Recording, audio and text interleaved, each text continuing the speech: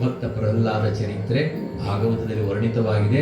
ನರಸಿಂಹದೇವರ ಅವತಾರ ಕೈಂಕರ್ಯ ಯಾತಕ್ಕೂ ಆಯಿತು, ಹೇಗಾಯಿತು ಅನ್ನೋದನ್ನ ಆ ದಿವ್ಯವಾದ ಚರ್ಯೆಯನ್ನು ಶ್ರವಣ ಮಾಡೋಣ. ಎಲ್ಲರೂ ಸಹ ರಾಮಕೃಷ್ಣ ನಾಮ ಸಂಕೀರ್ತನೆ ಹೇಳ್ಕೊಡ್ತೀವಿ. ಹರಿನಾಮ ಸಂಕೀರ್ತನೆ ಮೂಲಕವಾಗಿ ತಾಯಿಯ ಸಾನ್ನಿಧ್ಯ ಉಂಟು. ಯಾ ದೇವಿ ಸರ್ವಭೂತೇಶು ಮಾತೃ ರೂಪೇಣ ಸಂಸ್ಥಿತ ಅಂತ ಮಾತೃ ಸ್ವರೂಪವನ್ನೆಲ್ಲ ಸ್ಮರಣೆ ಮಾಡ್ತಾ ಮುಂದಿನ ಕಥಾ ಪ್ರವೇಶ ಮಾಡೋಣವಂತೆ. ಎಲ್ಲರೂ ದೇವರ ಭಜನೆಗೆ ಚಪ್ಪಾಳೆ ತಟ್ತಾ ನಾಮ ಸಂಕೀರ್ತನೆಯಲ್ಲಿ ಭಾಗವಹಿಸಬೇಕು. ಯಾಕೆ? ತಾಳವನ್ನು ತಟ್ಟಿದವ ದುರಿತವನ್ನು ಅಟ್ಟುವವ. ದೇವರ ಭಜನೆಗೆ ಚಪ್ಪಾಳೆ ತಟ್ಟಿ ಗುಣಗಾನ ಮಾಡಬೇಕಂತೆ. ಹಾಗೆ ಚಪ್ಪಾಳೆ ತಟ್ಟಿ ಗುಣಗಾನ ಮಾಡೋದ್ರಿಂದ ನಮ್ಮ ಎಲ್ಲ ಪಾಪ ಪರಿಹಾರ ಆಗ್ತದೆ ಅಂತ ದಾಸರ ವಾಣಿ ಉಂಟು. ಲಕ್ಷ್ಮೀ ನರಸಿಂಹದೇವರ ಪಾದಾರವಿಂದ ಗೋವಿಂದ. ಸೀತಾರಾಮಚಂದ್ರ ಭಗವಾನಗಿ, ಪವನ ಸುತ ಹನುಮಾನಗಿ, ಶ್ರೀಮತ್ ಪರಮಹಂಸ ಪರಿವ್ರಾಜಕಾಚಾರ್ಯ ಭಗವಾನ್ ಸದ್ಗುರು ಶ್ರೀ ಶ್ರೀಧರ ಸ್ವಾಮಿ ಮಹಾರಾಜಗಿ. ಸನಕಾದಿಗಳಿತ್ತೀಹ ಶಾಪದಿ ಜನಿಸಿದ ಜಯ ವಿಜಯ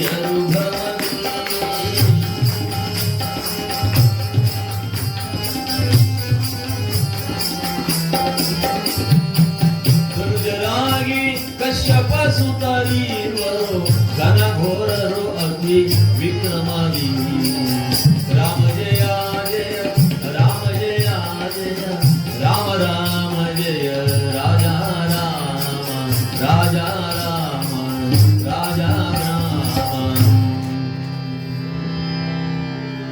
ವೈಕುಂಠಕ್ಕೆ ಭಗವಂತನ ದರ್ಶನಕ್ಕಾಗಿ ಸನಕ, ಸನಂದನ, ಸನತ್ಕುಮಾರ, ಸನತ್ಸುಜಾತಾದಿಗಳು ಬ್ರಹ್ಮನ ಮಾನಸ ಪುತ್ರರು ಬಂದಿದ್ದಾರೆ. ವೈಕುಂಠ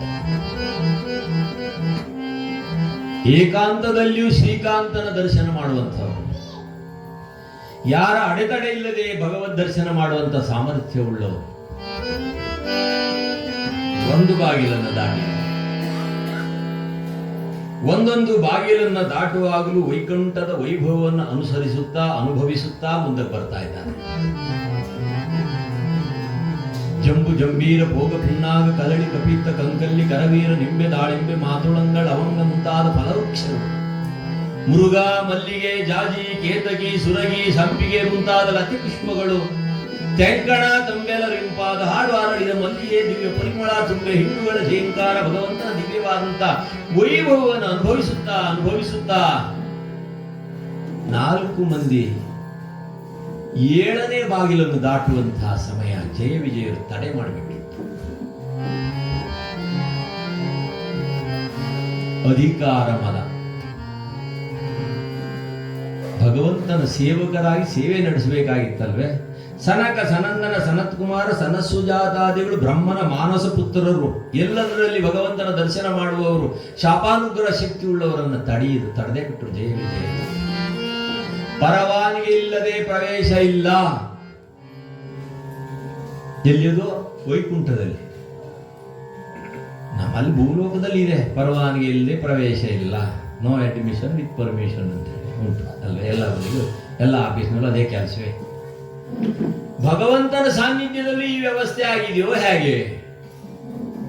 ಈಗಂದು ಸನಕ, ಸನಂದನ, ಸನತ್ಕುಮಾರ, ಸನತ್ಸುಜಾತಾದಿಗಳು ಮಧಾಂಧರಾದಂಥ ಜಯ ವಿಜಯರು ಆ ಸುರಿ ಪ್ರವೃತ್ತಿಯನ್ನು ತೋರಿರೋಣವಾದ್ದರಿಂದ ಅಸುರ ಯೋನಿಯಲ್ಲಿ ಜನ್ಮವೆತ್ತಿ ಎಂಬುದ ಶಾಪವನ್ನಿಟ್ಟುಬಿಟ್ಟರು. ತತ್ತರಿಸಿ ಹೋದರು ಜಯ ವಿಜಯರು. ಯತಿಗಳ ಚರಣಾರವಿಂದಕ್ಕೆ ಹೊರಳಾಡಿದರು. ಇದಾದ್ಯಲ್ಲೇ ವೈಕುಂಠದಲ್ಲಿ ಲಕ್ಷ್ಮೀನಾರಾಯಣ ಇಬ್ಬರು ಹೊರಗೆ ಬರ್ತಾರೆ. ನನ್ನ ಸನ್ನಿಧಿಯಲ್ಲಿ, ನನ್ನ ಮನೆಯಲ್ಲಿ, ನನ್ನ ಆಳುಗಳಿಂದ ಆದಂತ ತಪ್ಪಿಗೆ ನಾನು ಹೊಣೆ ಅಂದ. ಯಾರೋ ಯಜಮಾನ, ಮನೆ ಯಜಮಾನ, ನಾನು ಇದಕ್ಕೆ ಹೊಣೆ ಅಂದ. ಯತಿಗಳು ಕೊಟ್ಟಂತ ಮಾತಿಂದು ಸುಳ್ಳಾಗಲಾರದು. ಆ ಮಾತಿಗೆ ನಾವೂ ಹೊಣೆ ಆಗಿರೋಣವಾದ್ದರಿಂದ ಶಾಪಗ್ರಸ್ತದ ಅಂತ ಜಯ ವಿಜಯರಿಗೆ ಭಗವಂತ ಅಂದ, 7 ಜನ್ಮದಲ್ಲಿ ಮಿತ್ರರಾಗಿ ಎಂದಿನಂತೆ ನನ್ನ ಸಾನ್ನಿಧ್ಯದಲ್ಲಿ ಸೇವೆಯನ್ನ ಮಾಡ್ತೀರೋ 2 ಅವಕಾಶ. ಇನ್ನೊಂದು 3 ಜನ್ಮದಲ್ಲಿ ಶತ್ರುಗಳಾಗಿ ನನ್ನ ಸಾನ್ನಿಧ್ಯದಲ್ಲಿ ಎಂದಿನಂತೆ ಸೇವೆ ಮಾಡ್ತೀರ, 2 ಅವಕಾಶ ಉಂಟು. ಆಗಲೇ ಜಯ ವಿಜಯರು ಆಯ್ಕೆ ಮಾಡಿಕೊಂಡ್ರು. 3 ಜನ್ಮದಲ್ಲಿ ಶತ್ರುಗಳಾದ್ರೂ ಚಿಂತೆ ಇಲ್ಲ, ಅತಿ ಶೀಘ್ರವಾಗಿ ನಿನ್ನ ಸನ್ನಿಧಿಯನ್ನು ಸೇವೆ ಮಾಡುವಂತ ಭಾಗ್ಯ ನಮ್ಮ ಪಾಲಿಗೆ ಪ್ರಾಪ್ತಿ ಆಗಲಿ ಹೀಗಂದುಕೊಂಡು ಜಯ ವಿಜಯರು ಮೊದಲನೇ ಜನ್ಮ ಧನುಜ ಪುತ್ರರಾಗಿ ಹಿರಣ್ಯಾಕ್ಷ ಹಿರಣ್ಯಕಶ್ಯಪ. ಹಿರಣ್ಯಾಕ್ಷನನ್ನ ವರಾಹ ರೂಪದಿಂದ ಭಗವಂತ ಸಂಹಾರ ಮಾಡಿಬಿಟ್ಟ. ಹಿರಣ್ಯಾಕ್ಷ ಅಂದ್ರೆ ಕನ್ನಡದ ಶಬ್ದದ ಅರ್ಥ. ಹಿರಣ್ಯ ಅಂದ್ರೆ ಬಂಗಾರ, ಬಂಗಾರದ ಕಣ್ಣುಳ್ಳವ ಅಂತ ಅರ್ಥ. ಹಿರಣ್ಯಾಕ್ಷ ಅಂದ್ರೆ ಏನು? ಬಂಗಾರದ ಕಣ್ಣುಳ್ಳವ. ಈಗ ಬಂಗಾರದ ಕಣ್ಣುಳ್ಳವರು ಯಾರಿಲ್ಲ, ಬಂಗಾರದ ಮೇಲೆ ಕಣ್ಣುಳ್ಳವರು ಬಹಳ ಜನ. ಅದಕ್ಕಾಗಿ ನಮ್ಮಲ್ಲಿ ಮಾರಿಕಾಂಬ ಜಾತ್ರೆಗೆ ಬರುವವರಿಗೆ ಯಾವ್ದಾದ್ರು ಸಣ್ಣ ಮಾಂಗಲ್ಯ ಸೂತ್ರದಲ್ಲಿ ಸಣ್ಣ ಸಣ್ಣ ಮಾಡ್ಕೊಂಡು ಬನ್ನಿ ಅಂತ ಈಗಾಗಲೇ ಹಾಕಿದ್ದಾರೆ ಅಲ್ಲಿ ಪೊಲೀಸರು. ಯಾಕೆ? ಬಂಗಾರ ಮೇಲೆ ಕಣ್ಣುಳ್ಳವರು ಇದ್ದಾರೆ. ಹಿರಣ್ಯಾಕ್ಷ ಬಂಗಾರದಂತೆ ಕಣ್ಣುಳ್ಳವ. ಆ ಹಿರಣ್ಯಾಕ್ಷ ತಾನು ಈ ಭೂಮಿಯನ್ನೇ ಸಿದ್ಧವಾಗಿಸಿಕೊಂಡು ಪಾತಾಳಕ್ಕೆ ಎತ್ಕೊಂಡು ಹೋಗ್ಬಿಟ್ಟಿದ್ದ. ಆ ನಿಮಿತ್ತವಾಗಿ ಭಗವಂತ ತಾನು ವರಾರೂಪದಿಂದ ಆ ದುಷ್ಟನನ್ನ ಸಂಹಾರ ಮಾಡಿದ. ತನ್ನ ಸಹೋದರನ ಸಾವನ್ನ ತಿಳಿಯುತ್ತಲೇ ಹಿರಣ್ಯಕಶ್ಯಪ ತಪಗೆ ಪೊರಟ ಅಸುರ.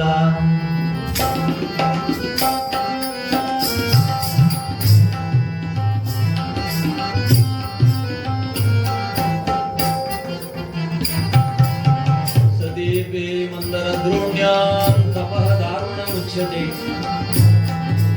ಊರ್ಧ್ವಬಾಹು ನಭೋ ದೃಷ್ಟಿ ಪಾದಾಂಗುಷ್ಟಾಶ್ರಿತಾವನಿ.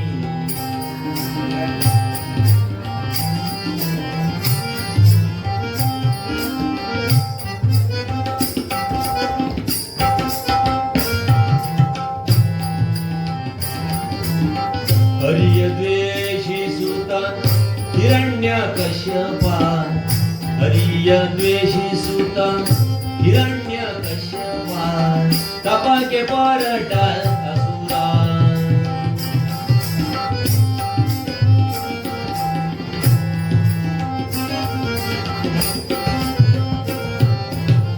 ಹರಿಯ ಮೇಲಿನ ದ್ವೇಷದಿಂದ ಹಿರಣ್ಯಕಶ್ಯಪ ಸದೇಪೆ ಮಂದರ ದ್ರೋಣ್ಯಾಂ ಭಾಗವತ ವರ್ಣನೆ ಮಾಡ್ತದೆ. ಸದೇಪೆ ಮಂದರ ದ್ರೋಣ್ಯಾಂ ತಪಃ ದಾರುಣ ಮುಚ್ಯತೆ. ಊರ್ಧ್ವಬಾಹು ನಭೋ ದೃಷ್ಟಿ ಪಾದಾಂಗುಷ್ಟಾಶ್ರಿತಾವನಿ.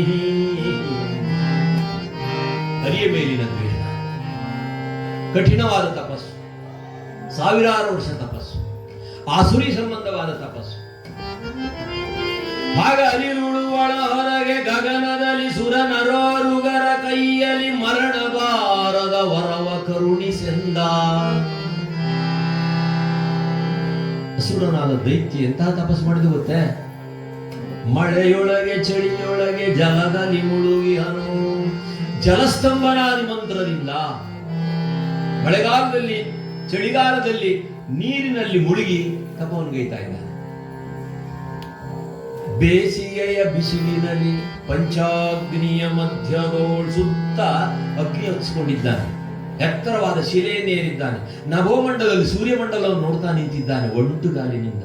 ಕಠಿಣವಾದ ತಪಸ್ಸು, ಆಸುರಿ ಸಂಬಂಧವಾದ ತಪಸ್ಸು. ಮಳೆಯೊಳಗೆ ಚಳಿಯೊಳಗೆ ಜಲದಲ್ಲಿ ಮುಳುಗಿಹನು. ಪಂಚಾಗ್ನಿಯ ಮಧ್ಯದೋಳ್ ಉನ್ನತ ಶಿಲೆಯ ಮೇಲೆ ಬೇಸಿಗೆಯ ಬಿಸಿಲಿನಲ್ಲಿ ಖಳನು ಅಜನ ಭಜಿಸೆ. ಯಾರನ್ನು ಭಜಿಸ್ತಾ ಇದ್ದಾನೆ? ಓಂ ಬ್ರಹ್ಮದೇವಾಯ ನಮಃ, ಓಂ ವಾಣಿ ಹಿರಣ್ಯ ಗರ್ಭಾಭ್ಯಾಂ ನಮಃ. ಬ್ರಹ್ಮದೇವನ ಕುರಿತು ತಪವನ್ಗೈತಾ ಇದ್ದಾನೆ. ಕಠಿಣವಾದ ತಪಸ್ಸು ಸತ್ಯಲೋಕವನ್ನು ಮುಟ್ಟಿದೆ. ಬ್ರಹ್ಮದೇವರು ಧಾವಿಸಿದರು, ಅಯ್ಯ ನಿನ್ನ ತಪಕ್ಕೆ ಮೆಚ್ಚಿದ್ದೇನೆ, ಬೇಕಾದ ವರ ಕೇಳು. ಅಸುರನಾದ ದೈತ್ಯ ಅಟ್ಟಹಾಸದಿಂದ ವರ ಕೇಳ್ತಾನೆ. ಏನ್ ಕೇಳ್ತಾನೆ? ಹಾಗ ಅಲಿರುಳು ಒಳ ಹೊರಗೆ ಗಗನದಲ್ಲಿ ಸುರ ನರೋರುಗರ ಕೈಯಲ್ಲಿ ಮರಣ ಬಾರದ ವರವ ಕರುಣಿಸೆಂದ. ತನಗೆ ಸಾವೇ ಬೇಡ ಅಂತ ವರ ಕೇಳ್ತಾನೆ. ಯಾವ ರೀತಿಯಲ್ಲಿ? ಹಾಗ ಅಲಿರುಳು ಹಗಲು ಆಗ್ಬಾರ್ದು, ರಾತ್ರಿ ಆಗ್ಬಾರ್ದು, ಒಳಗೂ ಆಗ್ಬಾರ್ದು, ಹೊರಗೂ ಆಗ್ಬಾರ್ದು, ಧರೆಯೊಳಗ ಆಗ್ಬಾರ್ದು, ಗಗನದಲ್ಲಿ ಆಗ್ಬಾರ್ದು. ಸುರ ನರೋರುಗರ ಕೈಯಲ್ಲಿ ಮರಣ ಬಾರದ ವರವ ಕರುಣಿಸೆಂದ. ಈ ರಾಕ್ಷಸ ನೋಡಿ ಯಾವಾಗಲೂ ವರ ಕೇಳೋದು ಯಾವಾಗ ಗೊತ್ತೇ? ಸಾವು ಬೇಡ ಅಂತ. ಮಹಿಷಾಸುರ, ಶುಂಭನಿಶುಂಭ ದೈತ್ಯರು ಅಟ್ಟಹಾಸದಿಂದ ಮೆರೆದಿದ್ದೆಲ್ಲ ನೋಡಿ ದೇವಿ ಮಹಾತ್ಮೆಯಲ್ಲೆಲ್ಲ ಬರುತ್ತದೆ. ಮೊದಲು ಕೇಳೋದು ಯಾವುದಂದ್ರೆ, ಮೊದಲು ತಪಸ್ಸು ಮಾಡ್ತಾರೆ, ವರ ಪಡೆಯುತ್ತಾರೆ, ಸಾವು ಬೇಡ ಅಂತ ಕೇಳ್ಕೊಳ್ತಾರೆ. ರಾಕ್ಷಸರು ಸಾವು ಬೇಡ ಅಂತ ಕೇಳ್ಕೊಳ್ತಾರೆ. ದೇವತೆಗಳಿಗೆ ಸಾವಿಲ್ಲ, ಅಮರರವರು. ಈಗ ಸಮಸ್ಯೆ ಯಾರಿಗೆ? ಸಾವು ಬೇಡ ಅಂತ ಕೇಳ್ಕೊಂಡ್ರೆ ನಾವು ರಾಕ್ಷಸರು ಸಾಲಿತೀರ್ತೀವಿ, ಸುಮ್ಮನೆ ಇದ್ರು ಒಂದು ದಿವಸ ಸಾಯ್ತೀವಿ.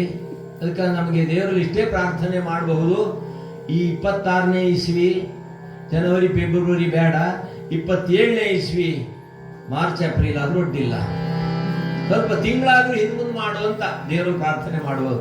ನಾವು ಬೇಡ ಅಂತ ಕೇಳ್ಕೊಂಡ್ರೆ ರಾಕ್ಷಸ ಸಾಲಿತೀರ್ತೀವಿ, ಸುಮ್ಮನೆ ಇದ್ರು ಒಂದು ದಿವಸ ಸಾಯ್ತೀವಿ. ಅದಕ್ಕಾಗಿ ನಾವು ಇಷ್ಟೇ ಪರ್ಯಾಯ ವ್ಯವಸ್ಥೆ ಅಲ್ವೇ. ಅಸುರನಾದ ದೈತ್ಯ ಕೇಳ್ಕೊಂಡ, ಮರಣವೇ ಬೆಳೆದಿದ್ದಂತ ಸ್ಥಿತಿ ಕೇಳ್ಕೊಂಡ. ಬ್ರಹ್ಮದೇವರಂದ, ನನ್ನ ಸೃಷ್ಟಿಯಿಂದ ನಿನಗೇನು ಅಪಾಯ ಇಲ್ಲ, ಅದು ನನ್ನನ್ನೇ ಸೃಷ್ಟಿ ಮಾಡಿದವನು ಒಳ ಕೂತಿದ್ದ, ನಾವು ನೋಡ್ಕೊಳ್ಳಿ. ಯಾಕೆ?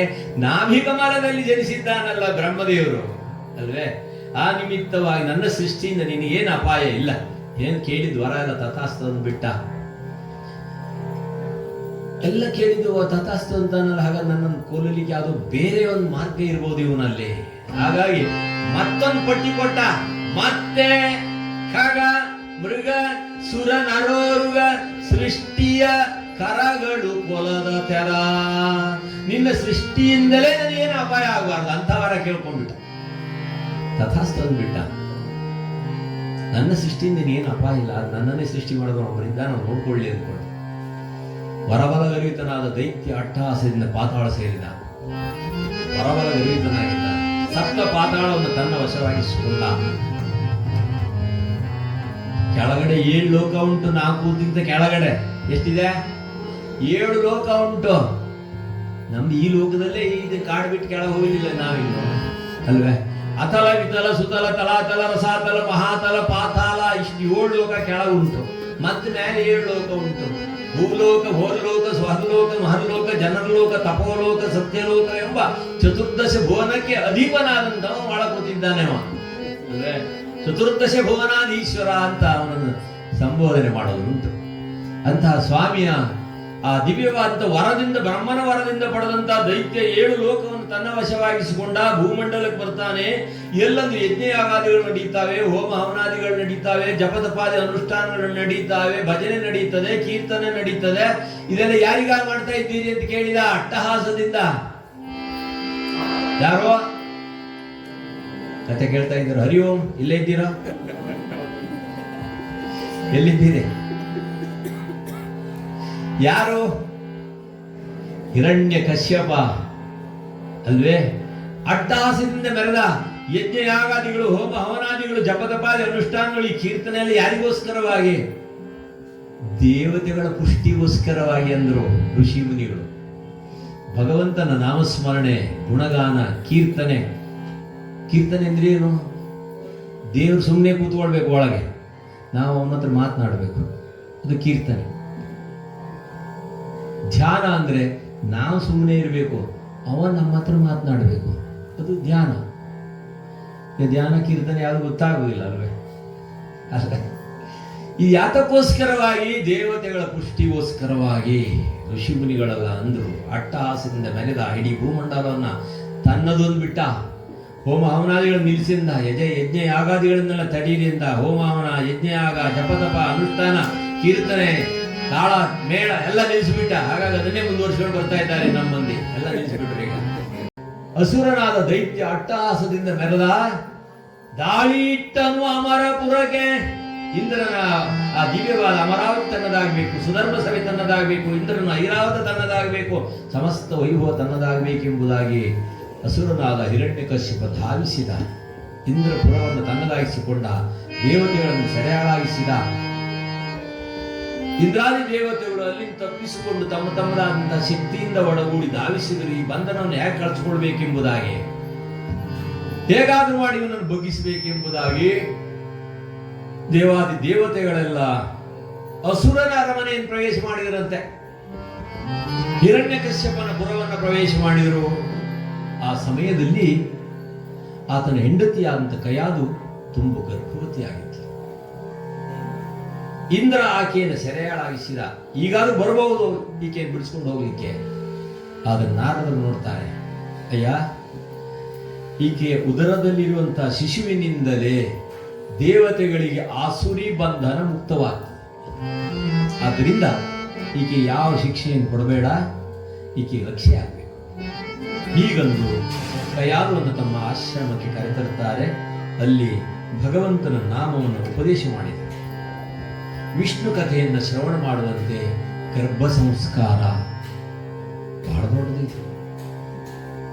ಕಯಾದುವಿಗೆ ನಾರದರ ಪುಣ್ಯಾಶ್ರಮದಲ್ಲಿ ಭಗವಂತನ ದಿವ್ಯವಾದಂಥ ಮಹಿಮೆ, ವಿಷ್ಣು ಪುರಾಣ, ವಿಷ್ಣು ಕಥೆ, ವಿಷ್ಣುವಿನ ನಾಮ ಉಪದೇಶವಾಗ್ತದೆ. ಅದಕ್ಕೆ ಗರ್ಭ ಸಂಸ್ಕಾರ ಬಹಳ ದೊಡ್ಡದಿದೆ. ನಮ್ಮಲ್ಲಿ ಷೋಡಶ ಸಂಸ್ಕಾರ ಅಂತಿದೆ. ನಮ್ಮ ಹಿಂದೂ ಸಂಸ್ಕೃತಿಯಲ್ಲಿ ಗರ್ಭಾಧಾನದಿಂದ ಅಂತ್ಯ ಸಂಸ್ಕಾರದವರೆಗೆ 16 ಸಂಸ್ಕಾರಗಳಿವೆ.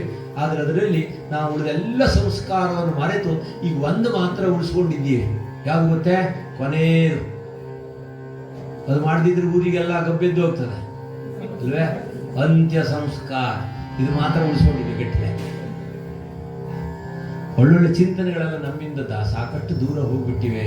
ಅದಕ್ಕೆ ಗರ್ಭ ಸಂಸ್ಕಾರ, ಗರ್ಭವತಿಯಾದ ಹೆಣ್ಮಗಳು ಆಕೆ ಏಕಾಕಿಯಾಗಿ ಓಡಾಡಬಾರ್ದು, ಕೆಟ್ಟ ದೃಶ್ಯವನ್ನು ನೋಡಬಾರ್ದು, ಕೆಟ್ಟ ವಸ್ತುವನ್ನು ತಿನ್ನಬಾರ್ದು, ಬೈಕ್ ಅಂತ ಏನೇನೆಲ್ಲ ತಿನ್ನಬಾರ್ದು.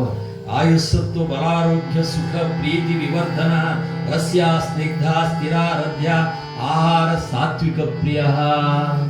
ಸತ್ವಯುಕ್ತವಾದ ಆಹಾರವನ್ನು ಸ್ವೀಕಾರ ಮಾಡಬೇಕು. ಅಂದ್ರೆ ಸತ್ವಯುಕ್ತವಾದ ಸಂತತಿಯನ್ನು ಪಡೆಯಲಿಕ್ಕೆ ಸಾಧ್ಯ. ಈಗ ಬೈಕೆ ಬೋಂಡಾ ಬಾಜೆ ತಿಂತಾರೆ, ಆ ಮಕ್ಕಳು ಹುಟ್ಟುವಾಗ ಡಿಸ್ಕೋ ಮಾಡಿ ಬರ್ತಾರೆ. ನೋಡ್ರಿ ನನ್ನ ಮಗು ಎಷ್ಟು ಚೆನ್ನಾಗಿ ಡಿಸ್ಕೋ ಮಾಡ್ತಾರೆ ಅಂತಾರೆ. ಡಿಸ್ಕೋ ಮಾಡೋದಲ್ಲ, ನಿಲ್ಲಲಿಕ್ಕೆ ಶಕ್ತಿ ಇರೋದಿಲ್ಲ. ಅಬ್ಬೆ ತಿಂದಿದ ಆಹಾರನೇ ಅಂತದ್ದು ಅಲ್ವೇ? ಹಿಂದೆಲ್ಲ ತಾಯಂದ್ರು ಸತ್ವಯುಕ್ತವಾದ ಆಹಾರ, ಆಯುಸ್ಸತ್ವ ಬಲಾರೋಗ್ಯ ಸುಖ ಪ್ರೀತಿ ವಿವರ್ಧನ ರಸ್ಯ ಸ್ನಿಗ್ಧ ಸ್ಥಿರಾರಧ್ಯ ಆಹಾರ ಸಾತ್ವಿಕ ಪ್ರಿಯ. ಸತ್ವಯುಕ್ತವಾದ ಆಹಾರ ಸ್ವೀಕಾರ ಮಾಡಿ. ಕೆಟ್ಟದ್ದನ್ನು ದರ್ಶನ ಮಾಡಬಾರ್ದು, ಪರಿಣಾಮ ಆಗ್ತದೆ ಶಿಶುವಿನ ಮೇಲೆ. ನಾವು ತಿನ್ನುವ ಆಹಾರ ಇನ್ನೊಂದು ಜೀವಕ್ಕೆ ಪೋಷಣೆ ಆಗಬೇಕು. ಹೀಗೊಂದು ಗರ್ಭ ಸಂಸ್ಕಾರವನ್ನು ಮಾರ್ಗದರ್ಶನ ಮಾಡಿದ್ದುಂಟು. ಗರ್ಭ ಸಂಸ್ಕಾರ ಎಷ್ಟು ದೊಡ್ಡದಿರ್ತದೆ ನೋಡಿ. ಇತಿಹಾಸ ಪುಟ ತೆರೆದು ನೋಡಿ. ಶಿವಾಜಿಯ ತಾಯಿ ಜೀಜಾ, ಹಿಂದೂ ಸಾಮ್ರಾಟ್ ಛತ್ರಪತಿ ಶಿವಾಜಿಯ ತಾಯಿ ಜೀಜಾ ಗರ್ಭವತಿಯಾಗಿರುವಂತಹ ಸಮಯ, ಶಿವೋಬಾನನ್ನ ತನ್ನ ಉದರದಲ್ಲಿಟ್ಟುಕೊಂಡಂತಹ ಸಮಯ. ಆಕೆಗೆ ಬಯಕಾದ್ದೇನು ಗೊತ್ತೇ? ಇತರೆ ಮತೀಯರು ನಮ್ಮ ಭವ್ಯವಾದ ಸಂಸ್ಕೃತಿಯನ್ನು ಹಾಳು ಮಾಡ್ತಾ ಇದ್ರು, ದೇವ ಮಂದಿರಗಳನ್ನು ನಾಶ ಮಾಡ್ತಾ ಇದ್ರು, ಗೋಸಂಪತ್ತನ್ನು ನಾಶ ಮಾಡ್ತಾ ಇದ್ರು.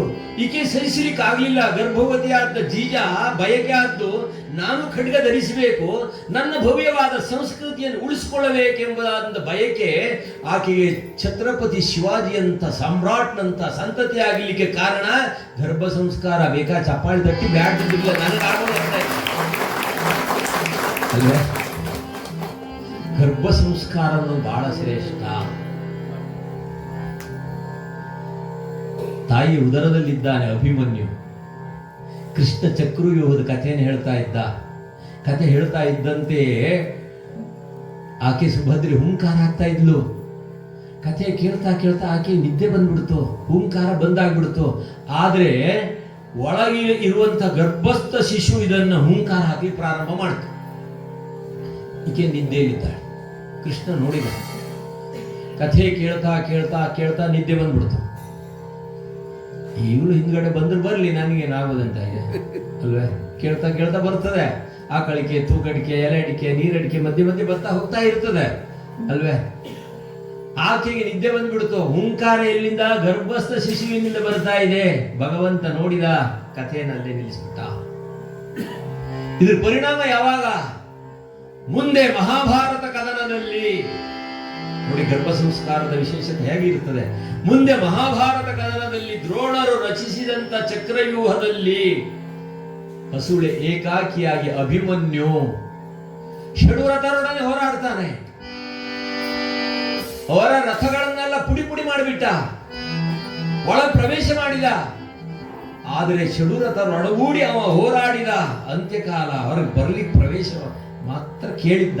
ಎಲ್ಲಿ? ಗರ್ಭ ಸಂಸ್ಕಾರದಲ್ಲಿ ಪ್ರವೇಶ ಮಾಡಲಿಕ್ಕೆ ಮಾತ್ರ ಅವಕಾಶ ಆಯ್ತು, ಹೊರಗೆ ಬರ್ಲಿಕ್ಕೆ ಆಗ್ಲಿಲ್ಲ. ಯಾಕೆ? ಗರ್ಭ ಸಂಸ್ಕಾರ. ಚಕ್ರವ್ಯೂಹದಲ್ಲಿ ಕೃಷ್ಣ ಹೇಳಿದ ಕಥೆಯನ್ನು ಗರ್ಭದಲ್ಲಿ ಕೇಳಿದ್ದ, ಪ್ರವೇಶ ಮಾತ್ರ ಕೇಳಿದ್ದ. ಅದಕ್ಕಾಗಿ ಸಂಸ್ಕಾರದಲ್ಲಿ ಬಹಳ ಶ್ರೇಷ್ಠ ಅದು ವಿಷ್ಣು ಪುರಾಣವನ್ನು ಶ್ರವಣ ಮಾಡಿದ ನಾರದರು ಮಾರ್ಗದರ್ಶನ ಮಾಡಿದರು, ಉಪದೇಶ ಮಾಡಿದರು ಕೈಯಾದವಿಗೆ. ಸತ್ಸಂಗ ಪ್ರಾಪ್ತಿಯಾಯಿತು. ಶುಭ ಮುಹೂರ್ತದಲ್ಲಿ ಗಂಡು ಮಗುವಿಗೆ ಜನ್ಮ ಕೊಟ್ಟರು. ಆಹ್ಲಾದಕರವಾದ ಮಗುವನ್ನು ಕಂಡು ನಾಮಕರಣ ಮಾಡಿದರು. ಪ್ರಹ್ಲಾದ ಎಂಬುದಾಗಿ ಸಮಯಕ್ಕೆ ಗಂಟೆಯನ್ನು ಬಾರಿಸಿತು. ನೋಡಿ, ನಾಮಕರಣ ಆಯಿತು. ಗಂಡು ಜನನ. ಏನ್ ಹೇಳಿ? ಗಂಡು ಜನನ. ಗಂಡು ಅಂದ್ರೆ ಬಹಳ ಖುಷಿಯಿಂದ ಇರ್ತಾರ ಅಲ್ವೇ? ಗಂಡು ಶಿಶು ಹುಟ್ಟಿದೆ. ಪ್ರಹ್ಲಾದ ಎಂಬ ನಾಮಕರಣವೂ ಆಗಿದೆ. ವಿಷ್ಣುವಿನ ದಿವ್ಯವಾದಂತ ನಾಮ ಉಪದೇಶ ಮಾಡಿರೋಣ. ಸಾಮಾನ್ಯ ಮಕ್ಕಳಂತಲ್ಲ ಬಾಲಕ. ಹೊಳೆಯುವ ಕಣ್ಣುಗಳಿಂದಲೂ ಥಳಥಳಿಸುವ ಗಲ್ಲಗಳಿಂದ, ಕೋಮಲವಾದ ಅಧರದಿಂದ, ಶೋಭಿಸುವ ದಂತಪಂಕ್ತಿಗಳಿಂದ, ಮುಂಗುರುಳುಗಳಿಂದ, ಮುದ್ದು ಮುಖದಿಂದ, ಶುಕ್ಲ ಪಕ್ಷದ ಚಂದನಂತೆ ಬೆಳೆದೊಡ್ಡವನಾದಂತ ಬಾಲ ಪ್ರಹ್ಲಾದ ಸಾಮಾನ್ಯ ಮಕ್ಕಳಂತಲ್ಲ. ಮಕ್ಕಳ ಟೀಕೆಗೆ ಮನ ಒಡದೆ ಜುಹ್ವೇಂದ್ರಿಯದ ಚಾಪಲ್ಯಕ್ಕೆ ಸಿಲುಕದೆ ಮುರಹರನ ನಾರಾಯಣನ ಪಾದವ ಮನ ಮುಟ್ಟಿ ಭಜಿಸುತ್ತಿದ್ದನು ಎಡಬಿಡದೆ. ಶ್ರೀಮನ್ನಾರಾಯಣ ನಾರಾಯಣ ನಾರಾಯಣ, ಶ್ರೀಮನ್ನಾರಾಯಣ ನಾರಾಯಣ, ಶ್ರೀಮನ್ನಾರಾಯಣ ನಾರಾಯಣ ನಾರಾಯಣ, ಶ್ರೀಮನ್ನಾರಾಯಣ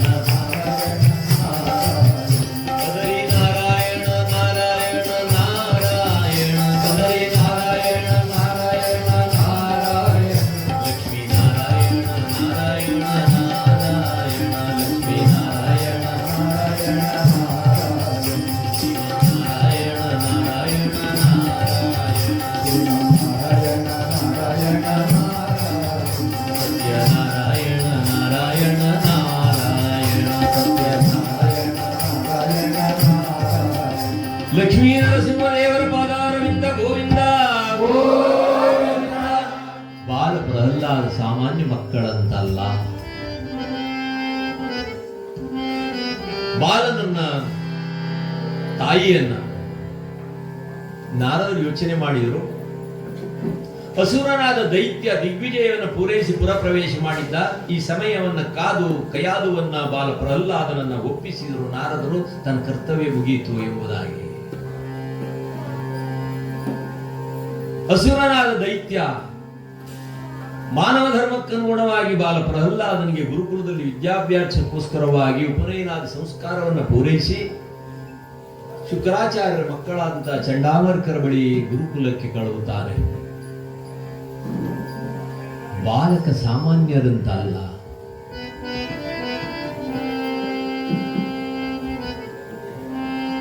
ಎಲ್ಲ ಪ್ರವೃತ್ತಿಯಲ್ಲಿ ಹೋಗುವಾಗ, ಸಾಗುವಾಗ, ಬಾಗುವಾಗ, ತೇಗುವಾಗ, ನೀಗುವಾಗ, ಕೂಗುವಾಗ, ಉಂಬಾಗ, ತಿಂಬಾಗ, ನಡೆವಾಗ, ನುಡಿವಾಗ, ನಿಂತಾಗ, ಕುಂತಾಗ, ಪಂಕ್ತಿ ಸಾಗುವಾಗ ಓಂ ನಮೋ ನಾರಾಯಣಾಯ, ಓಂ ನಮೋ ನಾರಾಯಣಾಯ, ಓಂ ನಮೋ ನಾರಾಯಣಾಯ, ಓಂ ನಮೋ ನಾರಾಯಣಾಯ, ಓಂ ನಮೋ ನಾರಾಯಣಾಯ, ಓಂ ನಮೋ ನಾರಾಯಣಾಯ, ಓಂ ನಮೋ ನಾರಾಯಣಾಯ, ಓಂ ನಮೋ ನಾರಾಯಣಾಯ, ಓಂ ನಮೋ ನಾರಾಯಣಾಯ, ಓಂ ನಮೋ ನಾರಾಯಣಾಯ, ಓಂ ನಮೋ ನಾರಾಯಣಾಯ, ಓಂ ನಮೋ ನಾರಾಯಣಾಯ, ಓಂ ನಮೋ ನಾರಾಯಣಾಯ, ಓಂ ನಮೋ ನಾರಾಯಣಾಯ, ಓಂ ನಮೋ ನಾರಾಯಣಾಯ. ಲಕ್ಷ್ಮೀ ರಮಣ ಗೋವಿಂದ ಗೋವಿಂದ. ಎಲ್ಲಾ ಪ್ರವೃತ್ತಿಯಲ್ಲಿ ಭಗವಂತನ ನಾಮವನ್ನು ಗುಣಗಾನ ಮಾಡ್ತಾ ಕಾಲ ಕಳೆಯುವಂತ ಬಾಲ ತಾನೊಬ್ಬನೇ ಅಲ್ಲ, ತನ್ನ ಸಹಪಾಠಿಗಳಿಂದ ಯುಕ್ತನಾಗಿ ಹರಿನಾಮದಲ್ಲಿ ಕಾಲವನ್ನು ಕಳೀತಾ ಇದ್ದಾನೆ. ಆಶ್ರಮದಲ್ಲಿ ವೇದ ವಿದ್ಯೆ ಅತ್ತ ಲಕ್ಷ್ಯ ಆಗಲಿಲ್ಲ. ಅಕಾರದಿಂದ ಕ್ಷಕಾರದವರಿಗೆ ಗುಣಗಾನ ಮಾಡುವಂತ ಭಗವಂತನ ದಿವ್ಯವಾದಂತ ನಾಮ. ಧ್ವನಿಯು ವರ್ಣೋದಯನೋ, ಧ್ವನಿಯು ವರ್ಣೋದಯನು, ಶಬ್ದವಾಚ್ಯನು ನೀನೇ. ಪರಮಾತ್ಮನನ್ನ ಅಕಾರದಿಂದ ಕ್ಷಕಾರದವರಿಗೆ ಗುಣಗಾನ ಮಾಡುವಂತಹ ವೇದ ವಿದ್ಯೆಯತ್ತ ಲಕ್ಷ್ಯ ಹಾಕಲಿಲ್ಲ. ಭಗವಂತನನ್ನ ಸ್ಮರಣೆ ಮಾಡುವ ನಿಮಿತ್ತವಾಗಿ ತನ್ನ ಸಹಪಾಠಿಗಳಿಂದ ಯುಕ್ತನಾಗಿ ಭಗವಂತನ ನಾಮದಲ್ಲಿ ತಲ್ಲಿನನಾದ. ತಿಳಿಯಂಬುವ ನೀನೇ ತಿಳಿಯಗೊಡದವನೀನೇ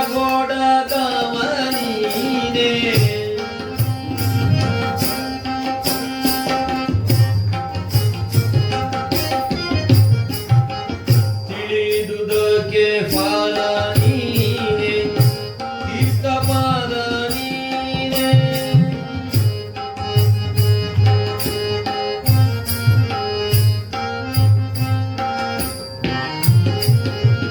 ತಿಳಿವಲ್ಲಿ ತಿಳಿಬಲ್ಲಿ ತಿಳುವಳಿಕೆ ನೀನಾಗಿ ಚಲಿಸದಲೇ ಮನ ನೀಡಿಸೋ ಗೋಪಾಲ ವಿಠಲ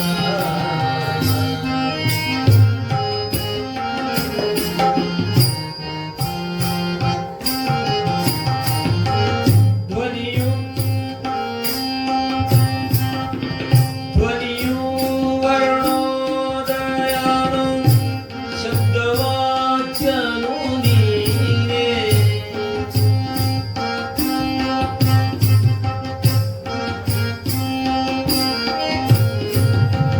ಮುಖ್ಯ ಕಾರಣರಿ ಸ್ವತಂತ್ರನಯ್ಯ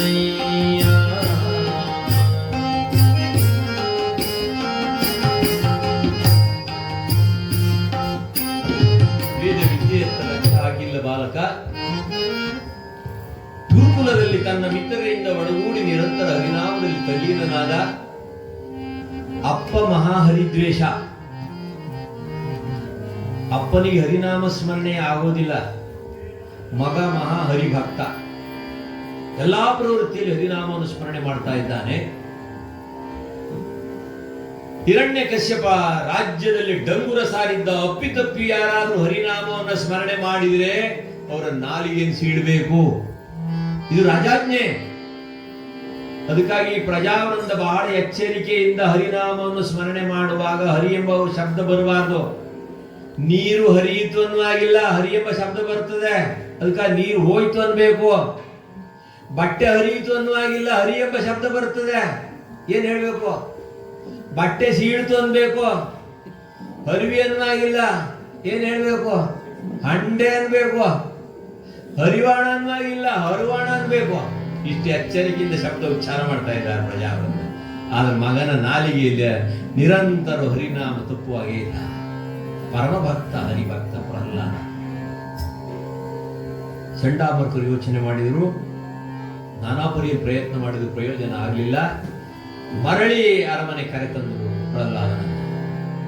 ಗುರುಕುಲದಿಂದ ವಿದ್ಯಾಭ್ಯಾಸ ಪೂರೈಸಿ ಬಂದ, ಪದವೀಧರನಾಗಿ ಬಂದ ಎಂಬುದ ಬಹಳ ಸಂತೋಷ ಆಯಿತು. ಆಗ ತನ್ನ ತೊಡೆಯ ಮೇಲೆ ಕುಳ್ಳಿರಿಸಿಕೊಂಡ, ಮಗ ಇಷ್ಟು ದಿವಸ ಗುರುಕುಲದಲ್ಲಿ ಕಲಿತಂತ ವಿದ್ಯಾಭ್ಯಾಸದಲ್ಲಿ ಯಾವ್ದಾದ್ರು ಒಂದು ಅಕ್ಷರ ಹೇಳು.